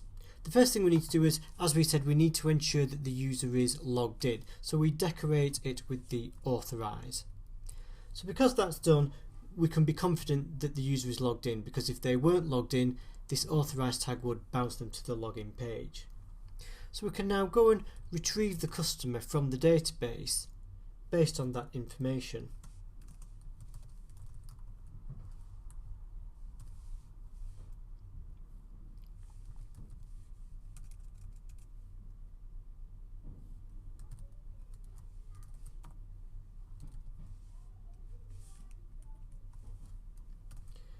We're going to use a lambda expression to search the customer on their email, and we get their logged in email address from the user, which is a built into ASP.NET, it's their security principal, and then from that we get their identity, and from that we get their name, because we have recorded this as their email address. Next, just make sure that the customer is not null, i.e. that even though they've got a login account, that we have a corresponding customer record. And if so, we're going to create a new order.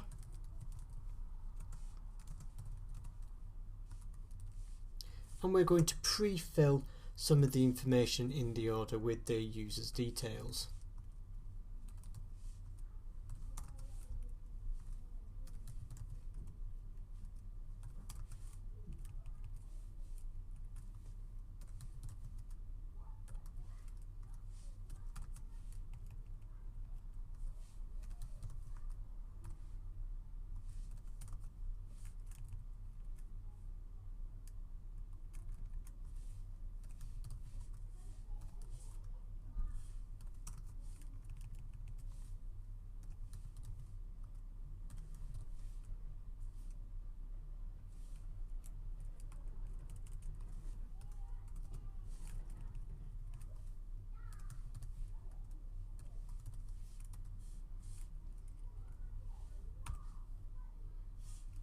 Finally, we're now going to return that to the view so that the ASP.NET page itself will take in this order object and apply it to the fields. If the customer was null, we need to return an error.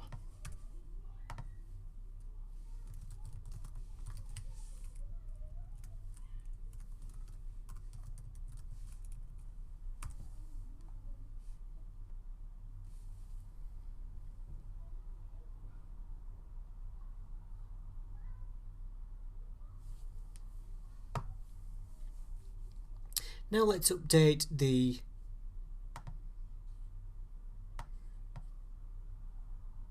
checkout page.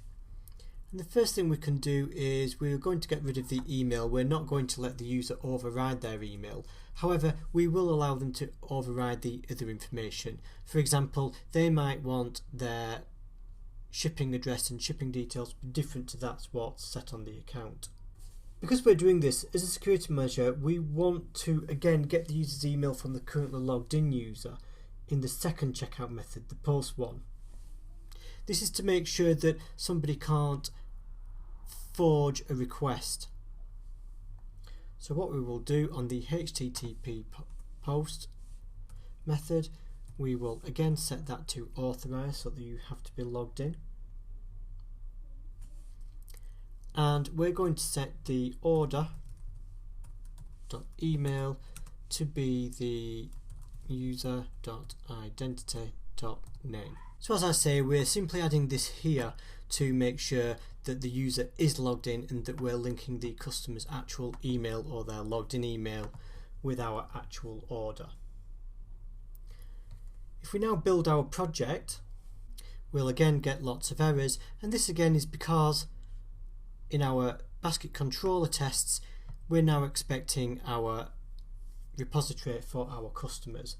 So to fix these again, we first need to create a new repository in each of our tests for our customers.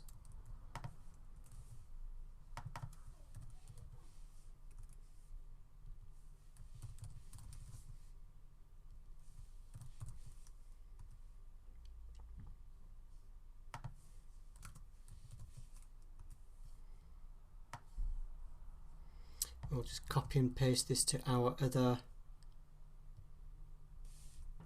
tests.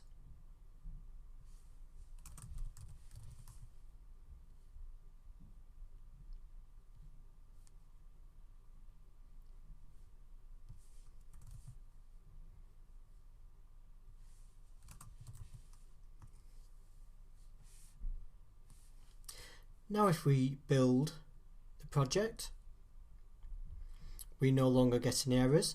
However, if we run the tests, we now get an issue on the can checkout and create order.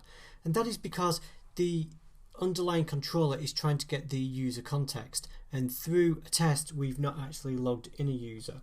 So what we need to do is update our mock context to allow us to set what's called an I principal, which is what the user account is based on. So in our tests, go into mocks and edit our mock HTTP context, and we're going to add some additional information in here.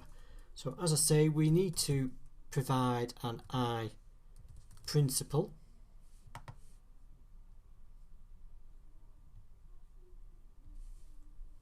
which will be our fake user. And then we need to create an override that returns our fake user.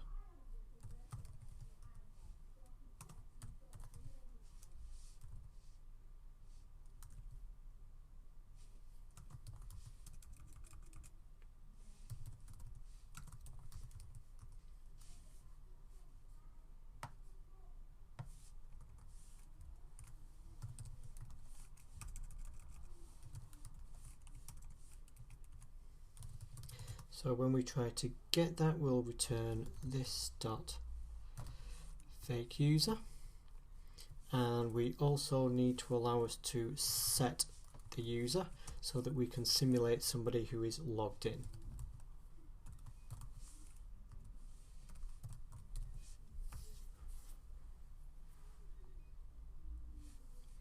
If we save that and go back to our controller tests, now in our checkout test we need to add a fake user to the underlying context, so we will use our customers.insert new customer. All we really need to worry about is an ID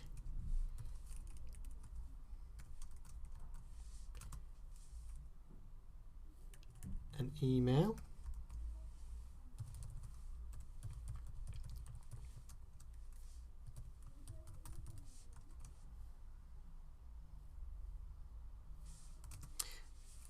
And a postcode.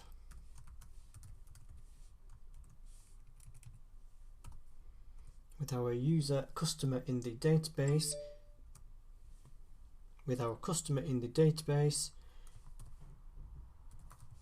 we can now again create an iPrincipal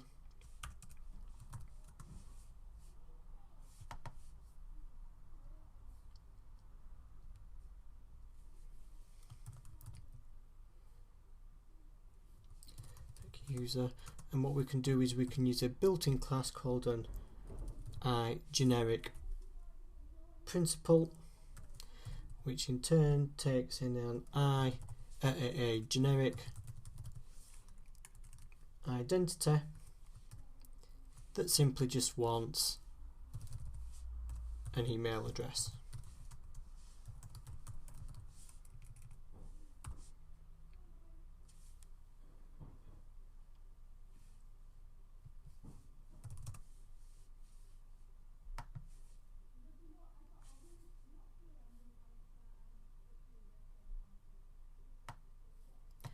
We also need to tell it that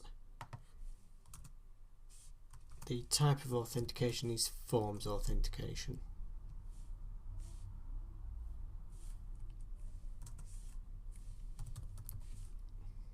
And we're using null here because when we create our generic principal, it wants to know what roles it has, and as we're not using roles, that can simply be null.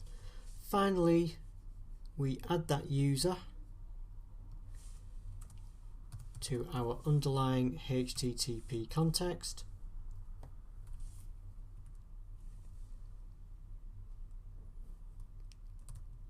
User equals fake user, and then the rest can be left the same. So again, build our project and rerun our tests. And now all the tests pass again.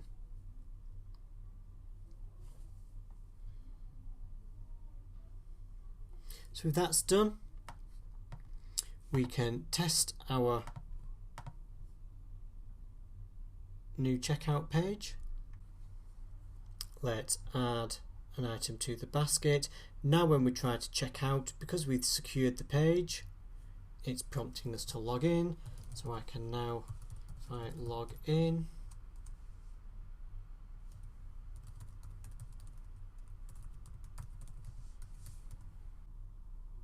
and now on our checkout page, as you can see, it's pre-filled all our information, and once again we can proceed to payment, and again it creates our order.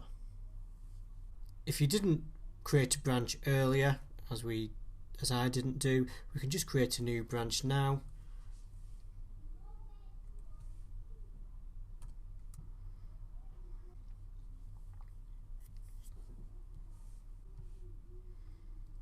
And then sync those up.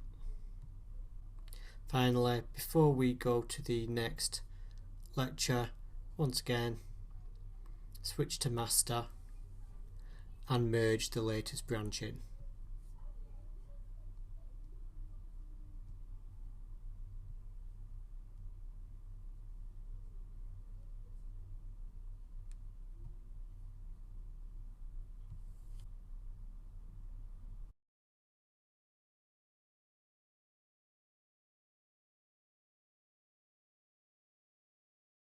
Our customers can now add orders, and so we need to be able to view and manage those orders.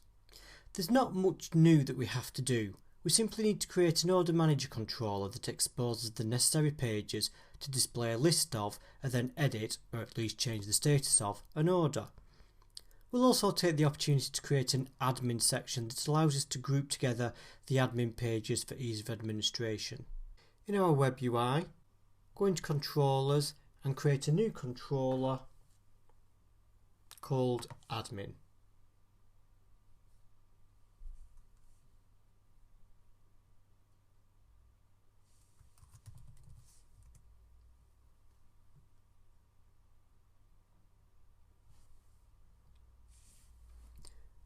First of all, we'll create a view off the default index view.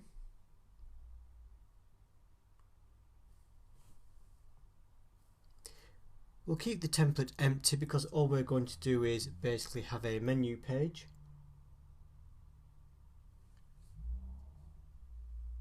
And then we're going to add in some basic buttons that will take us to our actual management pages.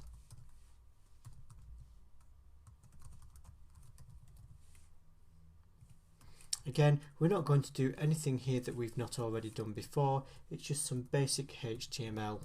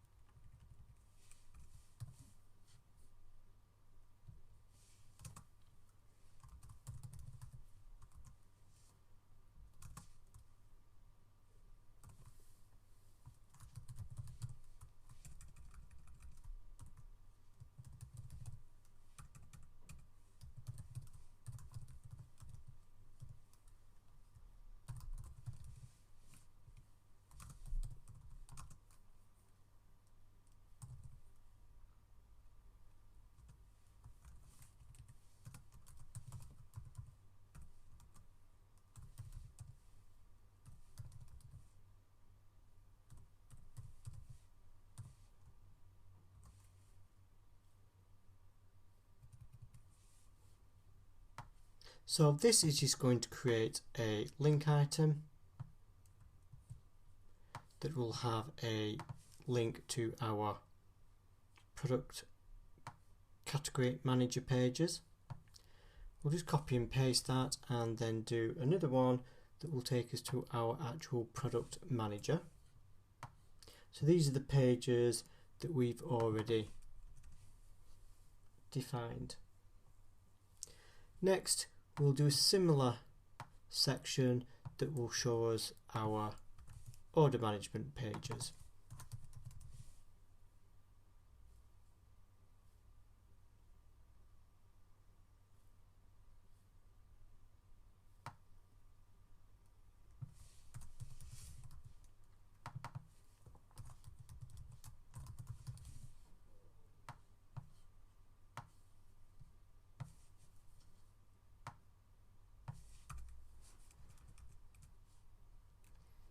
So let's save that page.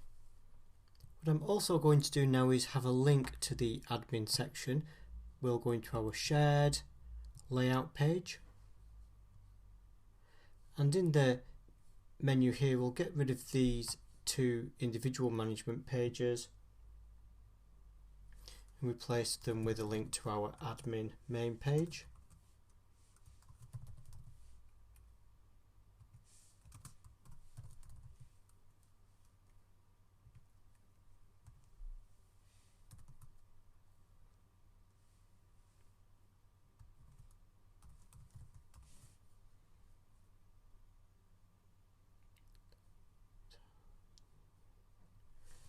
Needs to be index admin, and then just to make sure that all works, we'll just view the website.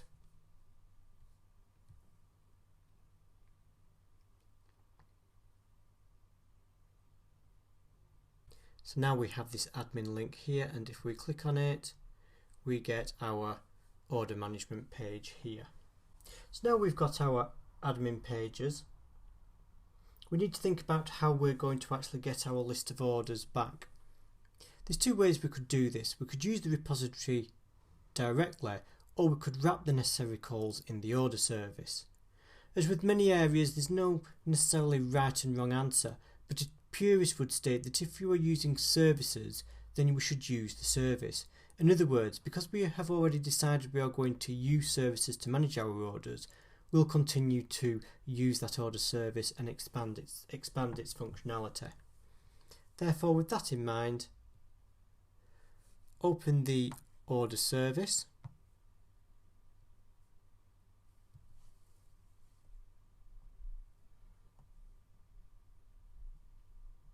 We're going to add 3 new methods. First, we're going to have a method that will return our list of orders.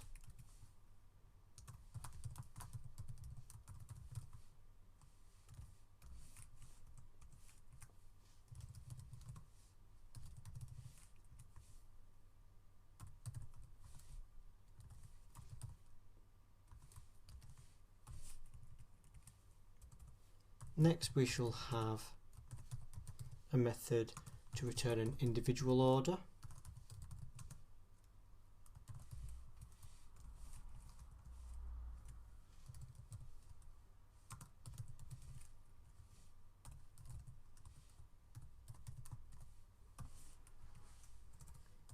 And finally, we're going to have a method that will update our order. However, all we actually want to update in our order will be the order status.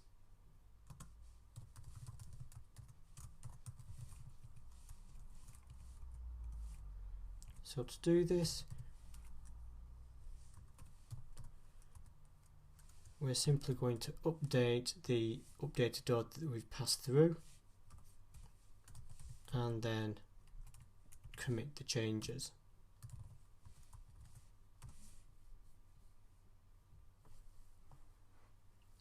With that done, we need to update our actual interface with the new methods. So going to our core, contracts, iOrder service and add in the additional methods.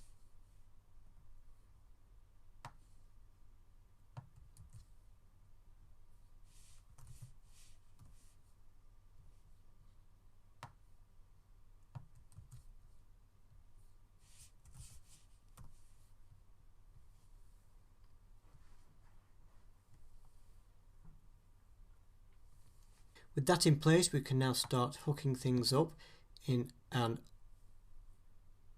order manager controller. So create a new controller.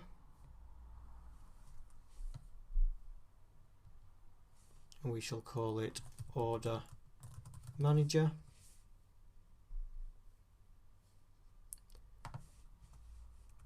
It will expect an iOrder service.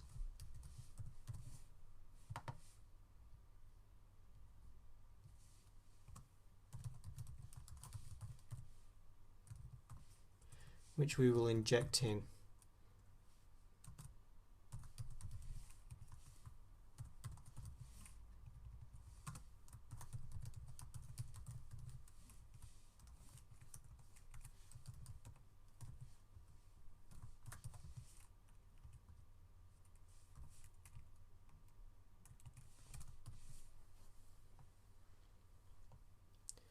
Next, we'll create our various pages to return the different views. So the first will be on our index page. We will return a list of orders.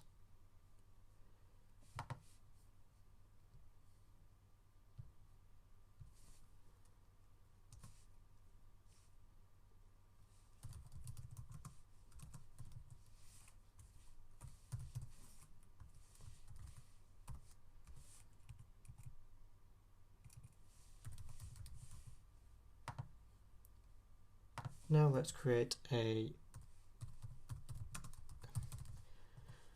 action result that will allow us to get an individual order.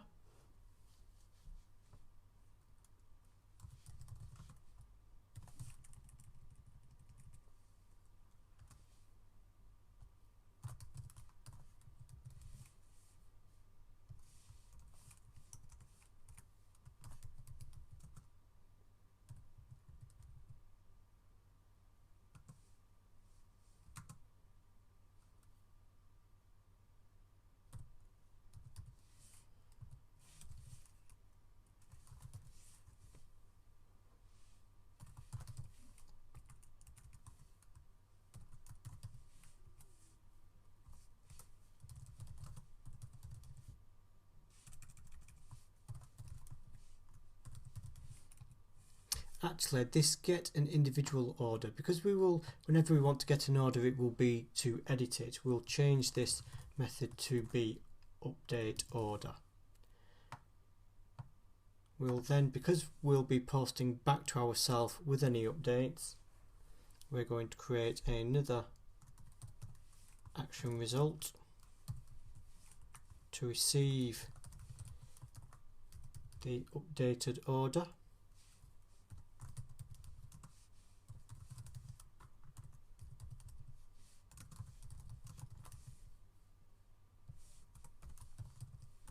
We'll need to mark it as a HTTP post so that MVC can tell the difference between the one that's returning the page and the one that's being updated. And then we'll put in the code that we normally do to update our order.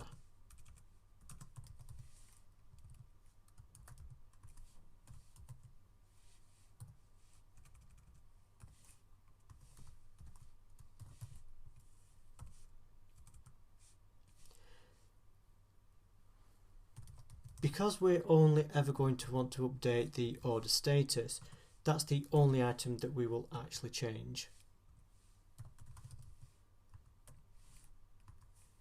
Of course, you may want to be able to update other information in your order, but doing it this way, we just have a bit more control to make sure that a user can't accidentally update something they shouldn't be updating.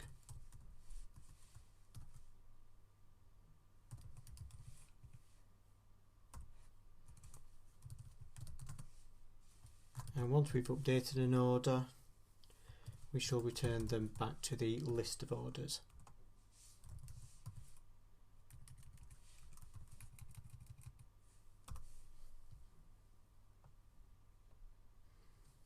Okay, with the controller and order service in place, we can get on and start to create the view pages.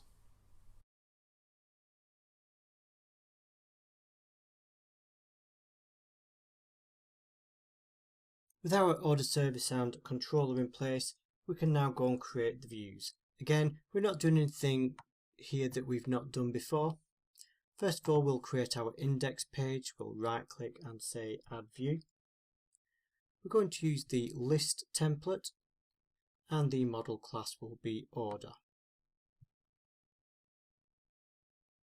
And click add.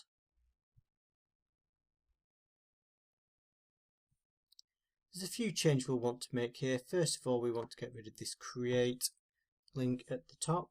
Secondly, we don't really need to see the address details.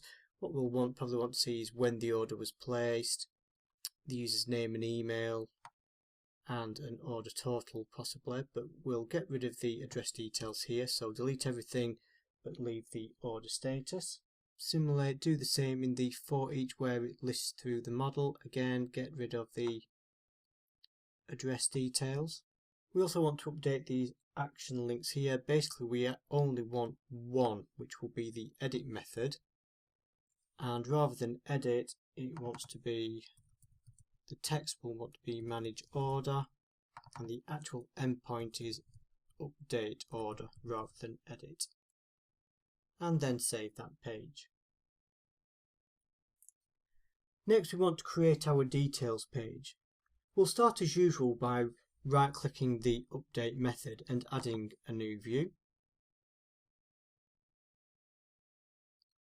This time we're going to choose edit as the template, and again the model class will be order, and then click add.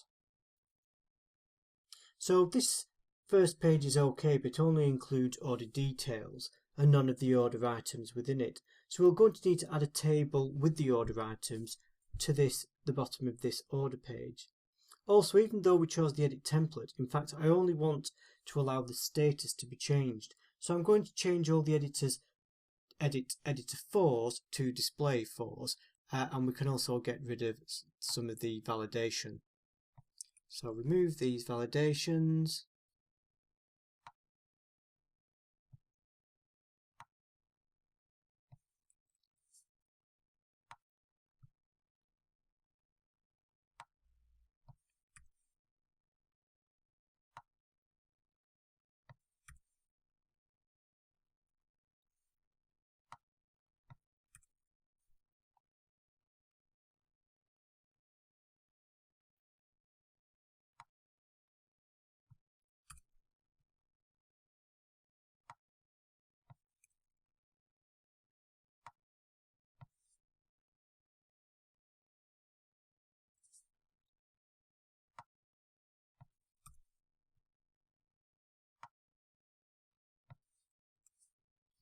And for everything that says editor for, we're going to change it to display for.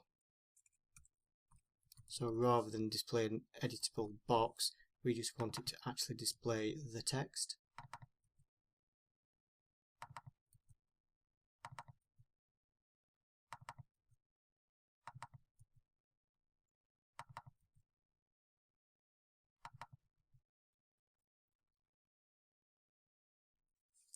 Now in the order status, we don't want people to, or we don't want our managers to manually input an order status. Instead, what we want to do is a list. Previously, we did this in the product manager by creating a separate view model that contained the product and a list of product categories. This time we'll use a slightly simpler method, which is to return our list in the view bag. Also, we won't get the list of available statuses from a database. You could do that if you wanted. But to keep things simple, we'll just hard code them within our controller. So with this in mind, go back to our order manager controller, and in the update order, create a viewbag.status list as a new list, and we're simply going to be passing through a series of strings, and we'll define what we want our various order statuses to be. So for example, we will have order created, we shall have payment processed,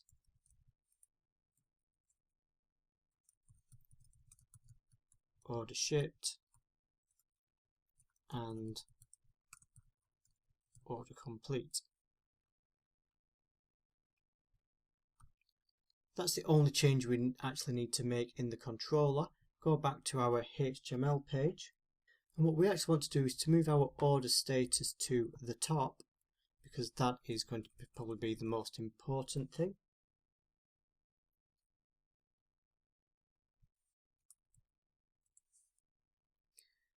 And rather than an editor for, it's going to be a drop down for, or drop down list for. And this time we want to create our view list using our view bag. So we say new select list, which will be our view bag dot status list.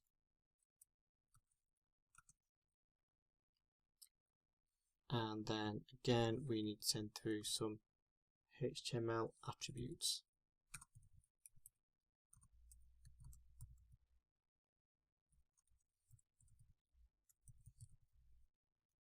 What I also want to do is split this form up a bit. Basically, I'm going to split the form in two, with our order details at one side and the address at the other.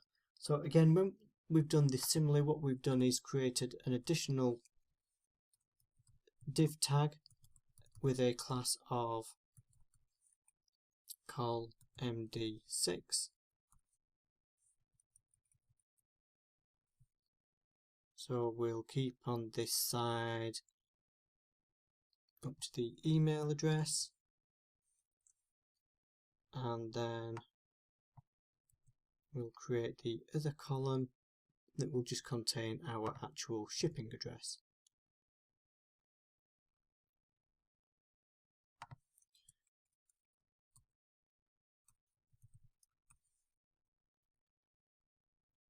We're going to keep this form group that's got our save button at the bottom, but we're going to wrap that and just make it a full width 12 column. And finally, we've got our back to list page. So let's have a look at that first. Build our solution and go to our orders page. So we can see the two orders we've created so far, and then if we click on the manage order button, we get the order details. Which you can see we've got some details on the left here, some details on the right.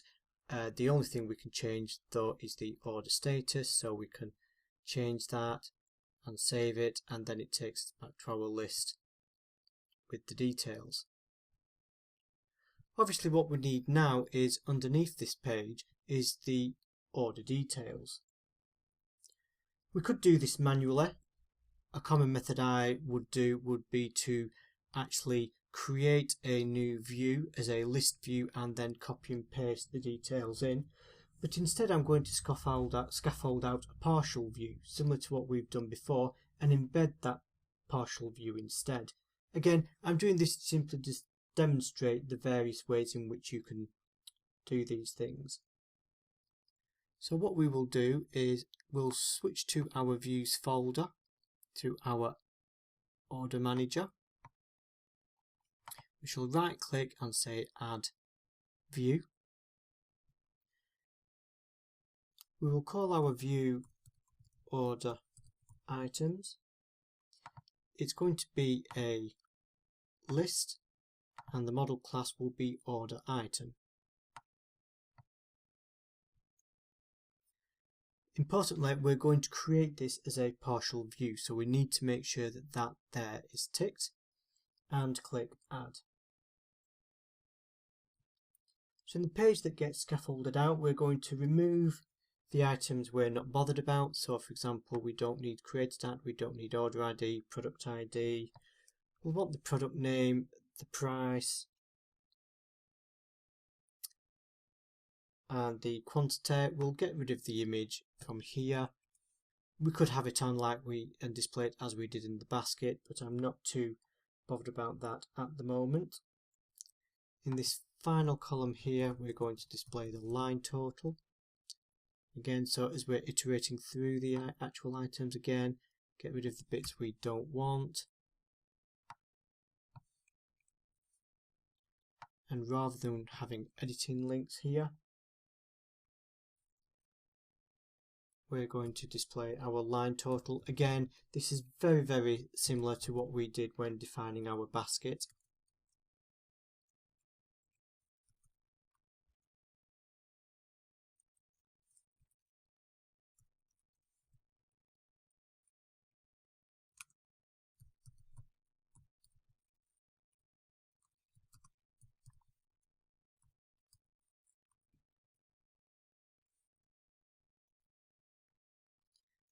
And then at the bottom, we're again, like we had in our basket, we're going to have a row that simply displays our order total.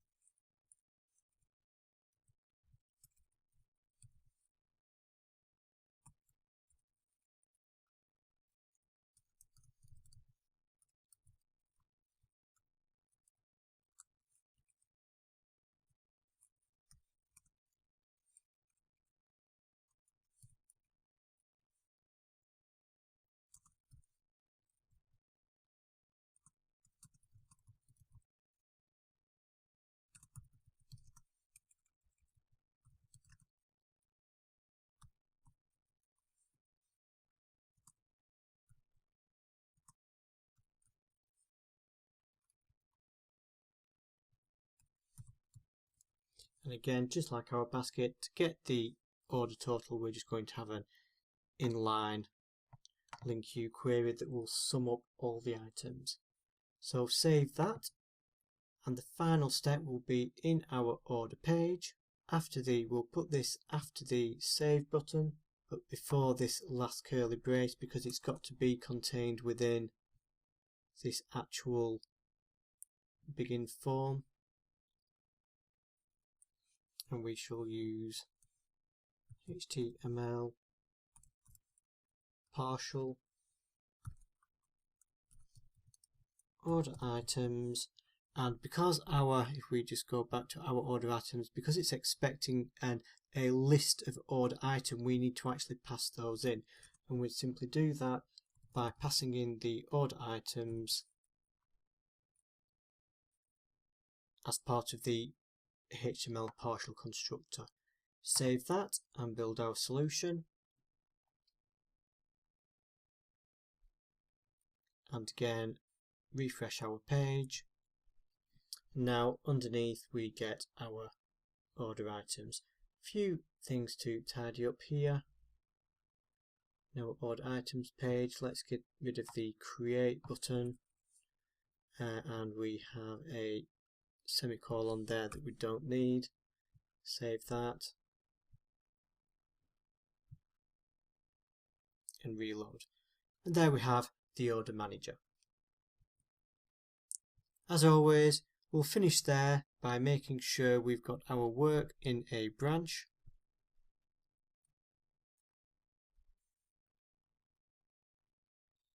And then we will commit and merge our changes.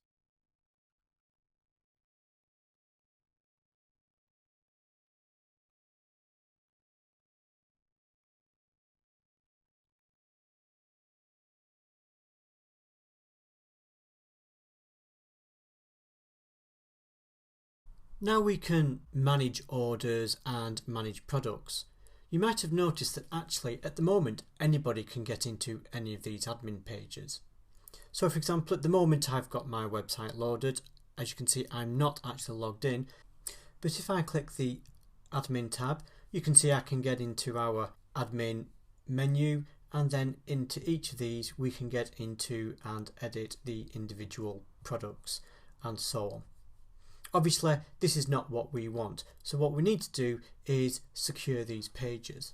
So the first step in the securing the pages is, as we've already done when we were managing our basket, which was to add the authorized tab, decorator, sorry, but instead we can add it at the class level, and that will mean that any attempt to access any of these will result in the page being checked for authorization. So we'll just do it on the main admin controller first. So if we build that again, now go back and try to go to the admin page, and we're now prompted to log on. So before I can go any further, I will actually have to log into the site.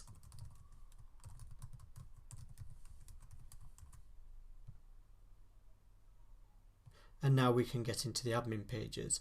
However, that's not really enough, because we don't want any registered user to be able to get into those pages. Therefore, we want to limit who can access them. There's a number of ways we can do this. The first is, with our authorized decorator, we can actually set a list of users who are allowed to access the page. So if I used a different email address, so we could say admin@mywebsite.com. So now the page would only allow users with that username. So if we again rebuild and then I try to access the admin page again, it again prompts us to log in, even though we're already logged in, because we're not allowed to access this page now. Setting specific users is handy if you know there's only ever going to be one user, but another way we can do this is using something called roles. So similarly, all we do is we could use this roles option, and we can say you've got to have an admin role. So if we save and build the page again, and again we shall try to access the admin page, once again it's prompting us to log in. So what we now need to do is add the admin role to my username. We'll do this directly in the database. So as we can see, in our database we've got our ASP.NET users. So this is where our registered user accounts get stored, and we're going to need the ID of that. And you'll notice that we've also got these other ASP.NET tables. The first one we'll look at is ASP.NET roles. If we open the roles table, we'll see there's actually no roles in there. So what we'll do is we'll add in first of all a role called admin.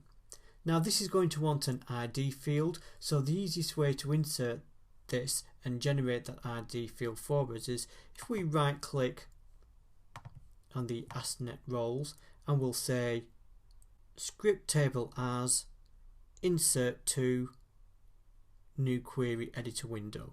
And what this does is kind of like scaffolds out a SQL statement to allow us to input some data into the table. So the first thing we want to do is up here where it says ID, so we need to enter an ID here, and we'll use a SQL command called new ID, and that will generate an identifier for us. And then where we've got this name, make sure to include these greater than and less than symbols.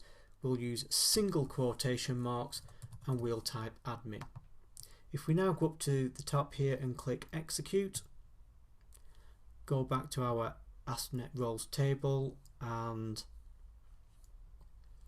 run that again. Actually, we'll just close that table down, close that down, don't save, just open our roles table back up, and now you'll see we've got this new role with this ID. The first thing I'm going to do is I want to copy this entire ID field. Right click, copy, because we're going to need that, because to add my user to this role now, we go to this table called ASP.NET user roles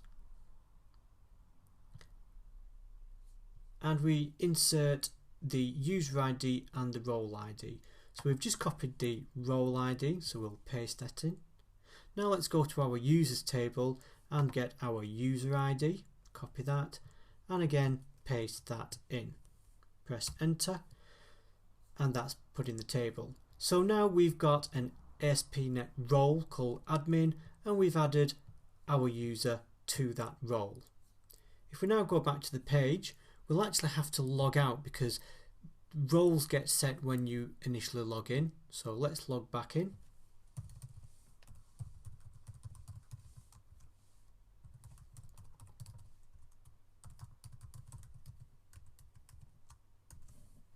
And hit login. So now we can go back, and again I can get back into the admin pages. So that's one way we can do it using roles. However, you may notice this other table here, ASP.NET user claims. User claims are a new way of storing identity information and conform to a specification called OpenID. They're used quite a lot and used more and more throughout the industry, so it's handy to know that we can use these as well. So just close our roles table and ASP.NET user roles table, and let's just have a look at the claims table. Again, with a similar thing here, so if we were to add a new user claim, we need to put in an ID. We need to tell it what user ID would have that claim, and then we have a claim type and a claim value. Now the claim value would simply be admin, so in this case, but the claim type, in order to work properly with our authorized decorator, needs to be of a specific claim type. The easiest way to get these claim types is to go and search for Microsoft claim types schemas, and you should find this MSDN article claim type fields on msdn.microsoft.com. If we open that up, we'll see a number of fields that we can use, or a number of claim types I should say that we can use, and the one we want is role. And we can see here the URI for a claim that specifies the role of an identity, and it gives us the schema of that role. So what we need to do is copy that schema, and again we'll create a new claim type by right clicking script table as insert to new query editor. So the claim type, we want to paste in that schema identifier. The claim value we want to be admin, and the user ID again wants to be ourselves.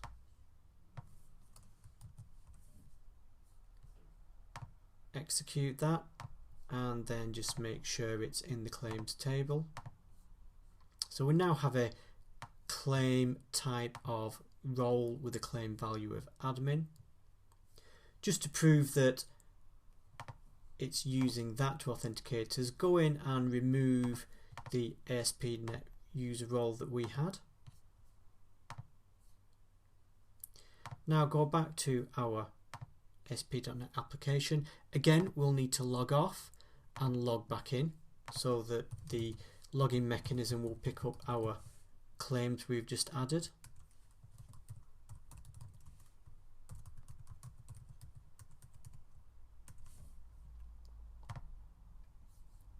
And again, now we can get to the admin pages. So the final step, now we know how to actually set that, is we'll copy this decorator from our admin controller, and then we'll go into our individual admin controls that we're using and simply paste that in. Just close that down. We want the product manager controller, and finally the product manager controller. So again, rebuild our solution.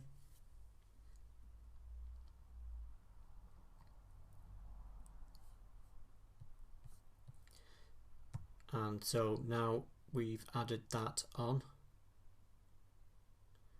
It should make sure that we can only access these pages if we're logged in and we have the admin role. And yes, again, we can get into these pages. However, if we log off and again try to get directly to that page, again, it's prompting us to log on. So as you can see, that's how you can secure your site and your individual pages to specific users or roles. Now, we've done this manually in the database, and sometimes that might be the easiest way to do it, especially with something such as an e-commerce site where actually it's very rare you would need to manage the roles, and maybe it's just on the initial setup. However, if you did want to be able to manage roles within the website itself, so for example you might have a role managers page, you can accomplish that using just the techniques we've done here for creating users and products and so on and so forth. But rather than using the context to input information directly into the database, what we do instead is we can use the user manager that we get.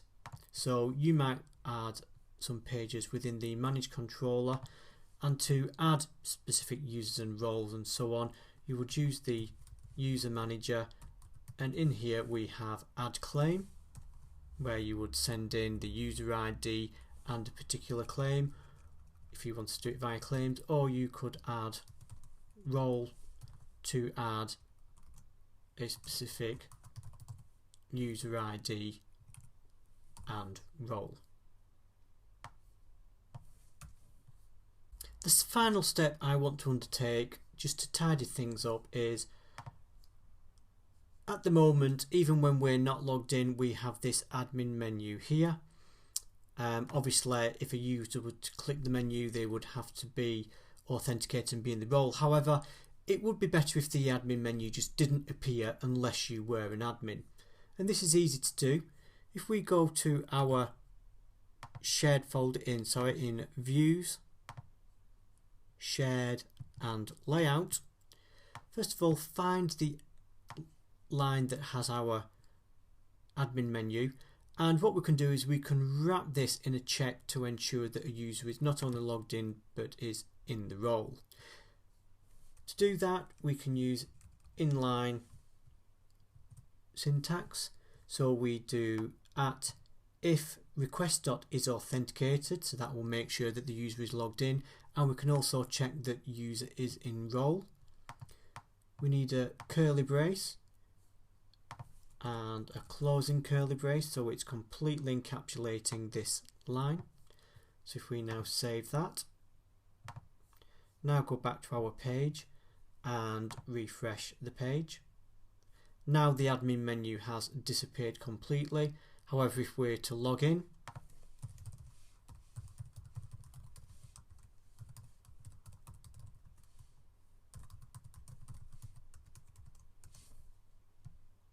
and again the admin page returns. So now I'm happy that's all secured and locked down.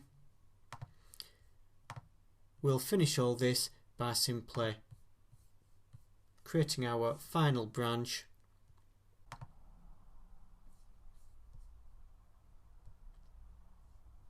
and committing our changes.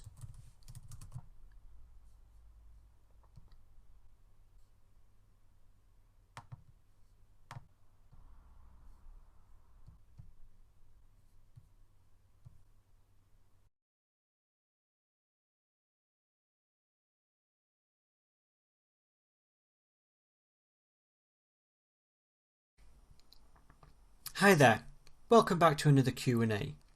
A common one that gets asked in the forums is when to use the var keyword, or sometimes it's why not use the var keyword all the time. So I just want to clarify when and when we shouldn't use the var keyword. What I've done here, I've just created a console project. It's just so that we're not actually going to run anything. It's just so that I can actually show you in code what we want to do. And as part of this project, I've created a couple of classes. I've created a product class, which has a product ID and a name, an order class, which is an order ID and product ID, and then I have a product repository, which has a get product that takes in an ID and returns a single product, and a get product that returns a list of products. Don't worry too much about the implementation.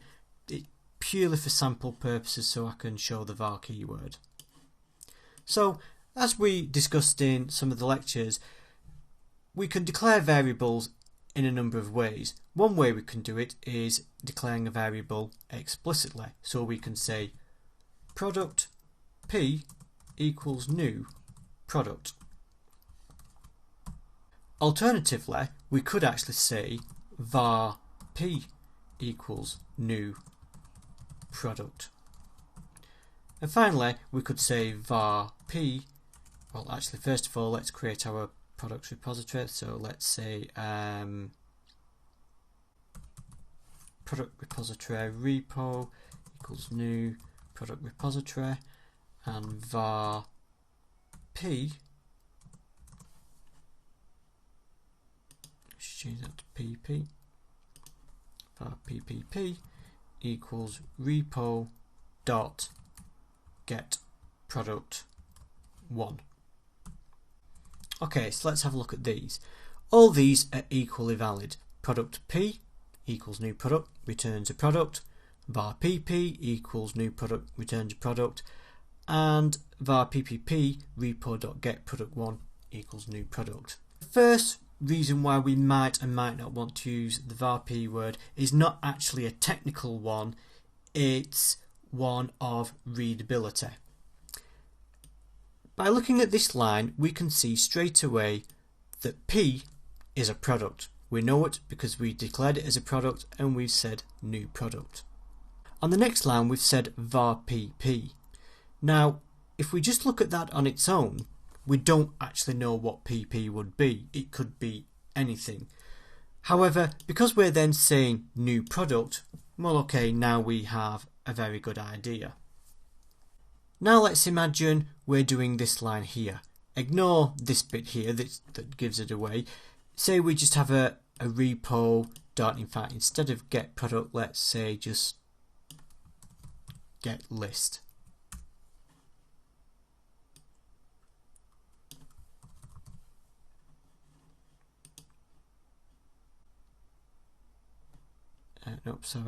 Get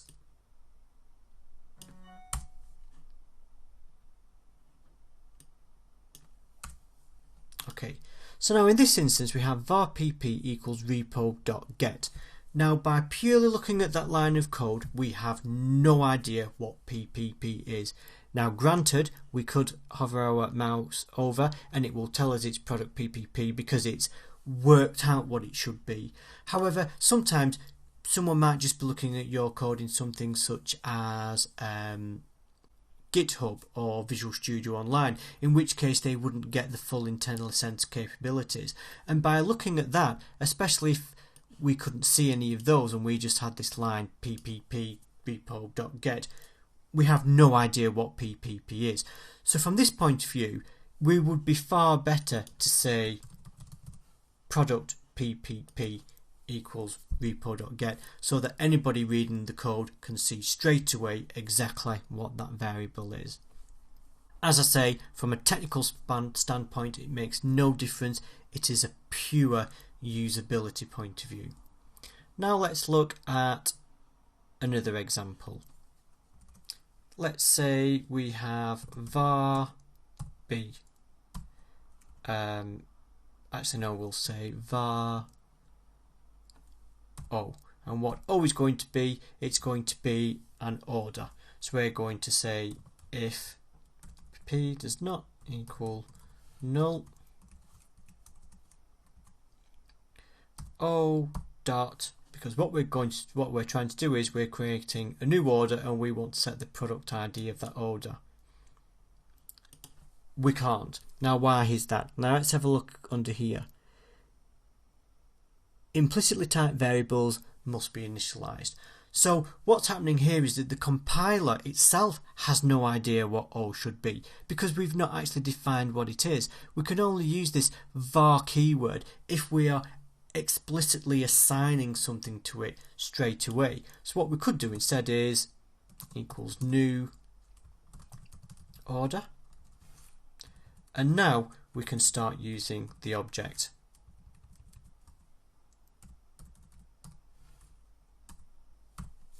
Like that.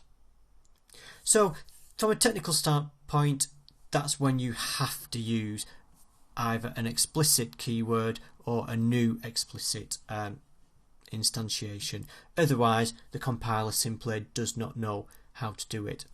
Personally, I generally only use the var keyword in very short sections of code. So for example, I might have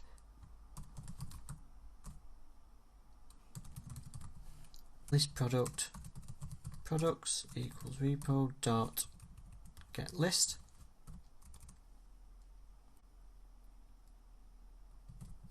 for each for I in products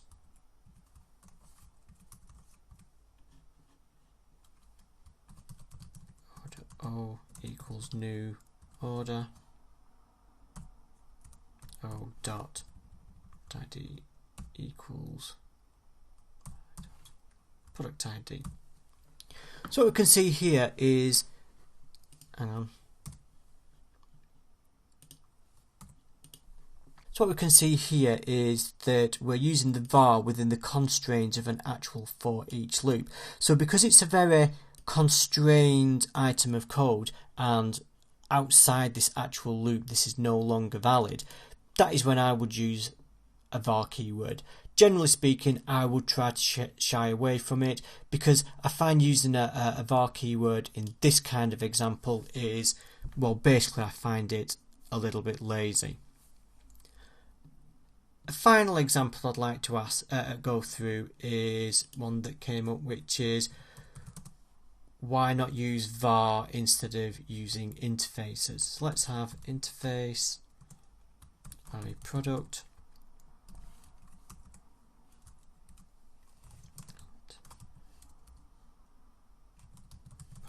ID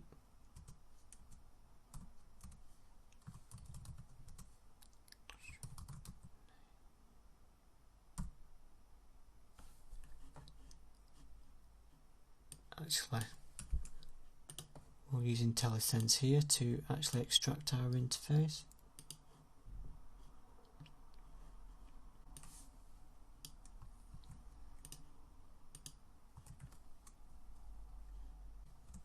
So one of the questions was,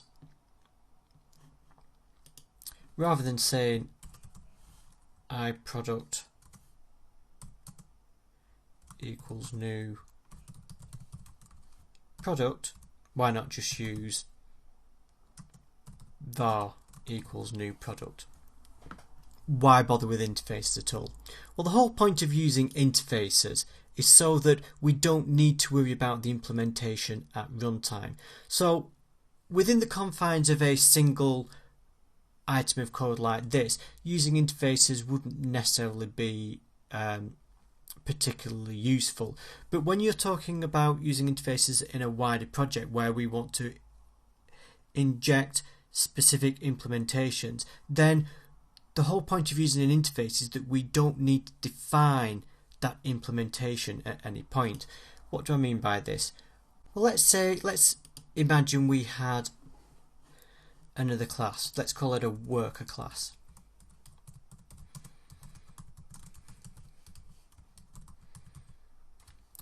And we're going to take in an iProduct product.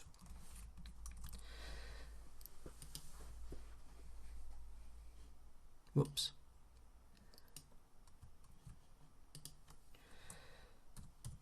Public void do something.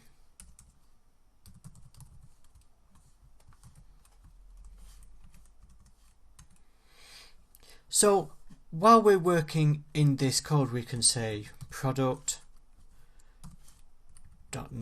equals blah and product.id equals 2. And let's say our product class actually did something. So for example, public get stock level.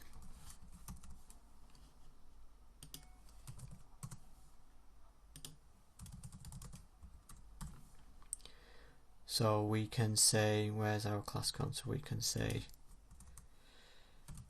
product dot. We have to actually put that in our interface.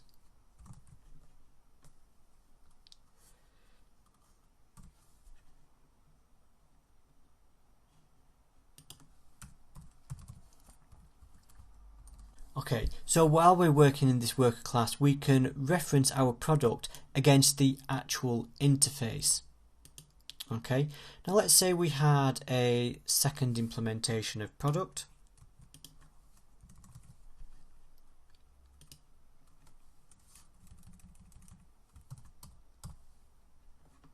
And this might return a stock level of 100. So if we decided that we wanted to start using big product instead of product, all we need to do is change it as we're injecting into it on the instantiation of when we're calling this function, or maybe even when we're instantiating the class. To put it another way, if we weren't going to use interfaces, if we were going to say var p equals new product, if we then want to swap out product for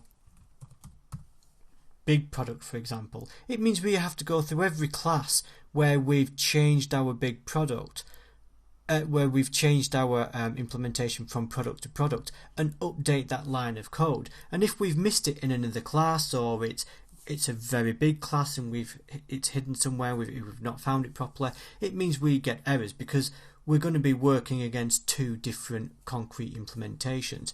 Whereas if we just work against an interface, it means we only need to, we can update the actual concrete implementation that we're using when we declare and run the actual worker. I mean, the biggest example of that is when we're using the repositories, whereby we inject into the repository the class that we want to use. So I hope that's cleared up a few things. If not, please drop me a message, either a personal message through Udemy or via the forums.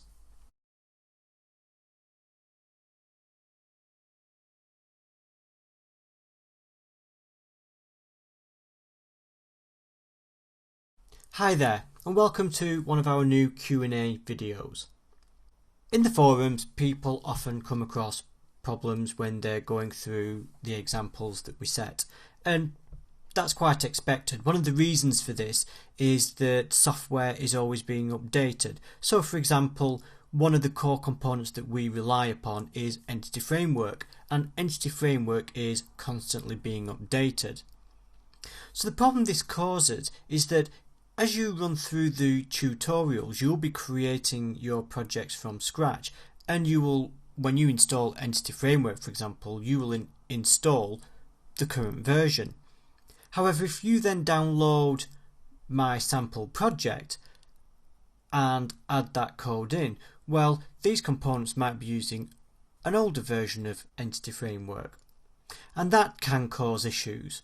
So if you're having any problems whatsoever running the update database, add migrations commands, or anything like that, the first thing we need to do is ensure that we're all running on the same version of Entity Framework. This is quite a simple task to do.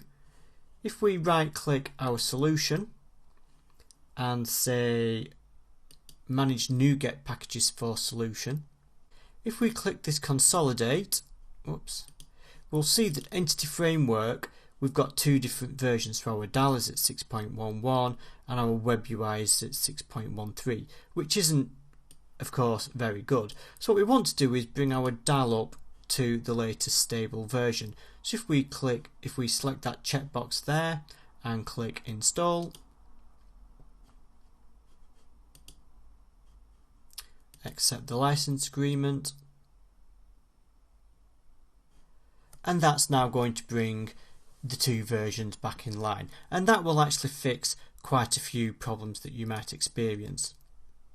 Another problem that often happens is because as you download my code, my example code, and intermingle it with your own code, it can throw the migrations out. Now what I mean by this is, as we run through this and as I've created my sample code, I've created migrations as I've done various different updates to the model.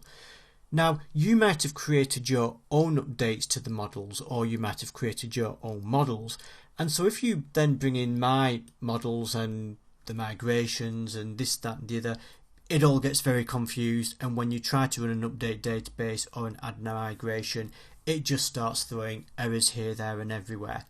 And unfortunately that is one of the issues that you get when you're working in a multi-team or a multi-developer environment, which is essentially what we are doing.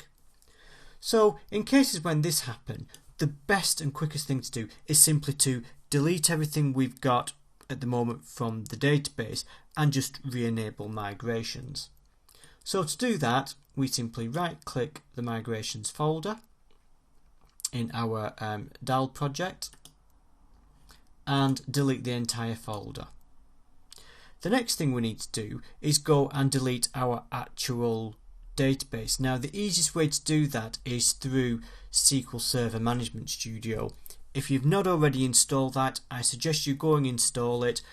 Go and look at one of the lectures in the introduction that I've recently added that shows you how to download and install SQL Management Studio. Once we've done that, connect to our database server. We say connect database engine. Now it will either be local DB if you're using the original connection strings, or if you're using your own database instance, for example we're using SQL Express, then we would select the SQL Express instance. Whichever one you're using, and if you want to confirm which one you're using, the simplest way to do that is to go into your web.config, and you will see here in your default connection I'm using data source is localDB / MS SQL localDB because we've updated to SQL 2014 here. So we just need to make sure that that matches there in the server name, and then we click connect. We then have this databases node here, and all we do is right click our e-commerce database and click delete and say OK. Go back to Visual Studio. So what we would have now is we've completely deleted the database and we have no migrations whatsoever. So if we tried to run the project, it wouldn't work because it would try to connect to a database and the database isn't there. So what we're essentially going to do is go back to the start. Let me just try and increase the size of this. And in our package manager console, we have to re-enable migrations. So enable -migrations press enter. Make sure your default project is the DAL, by the way. So this creates our migrations folder and creates our initial configuration file. We can then say add migration initial,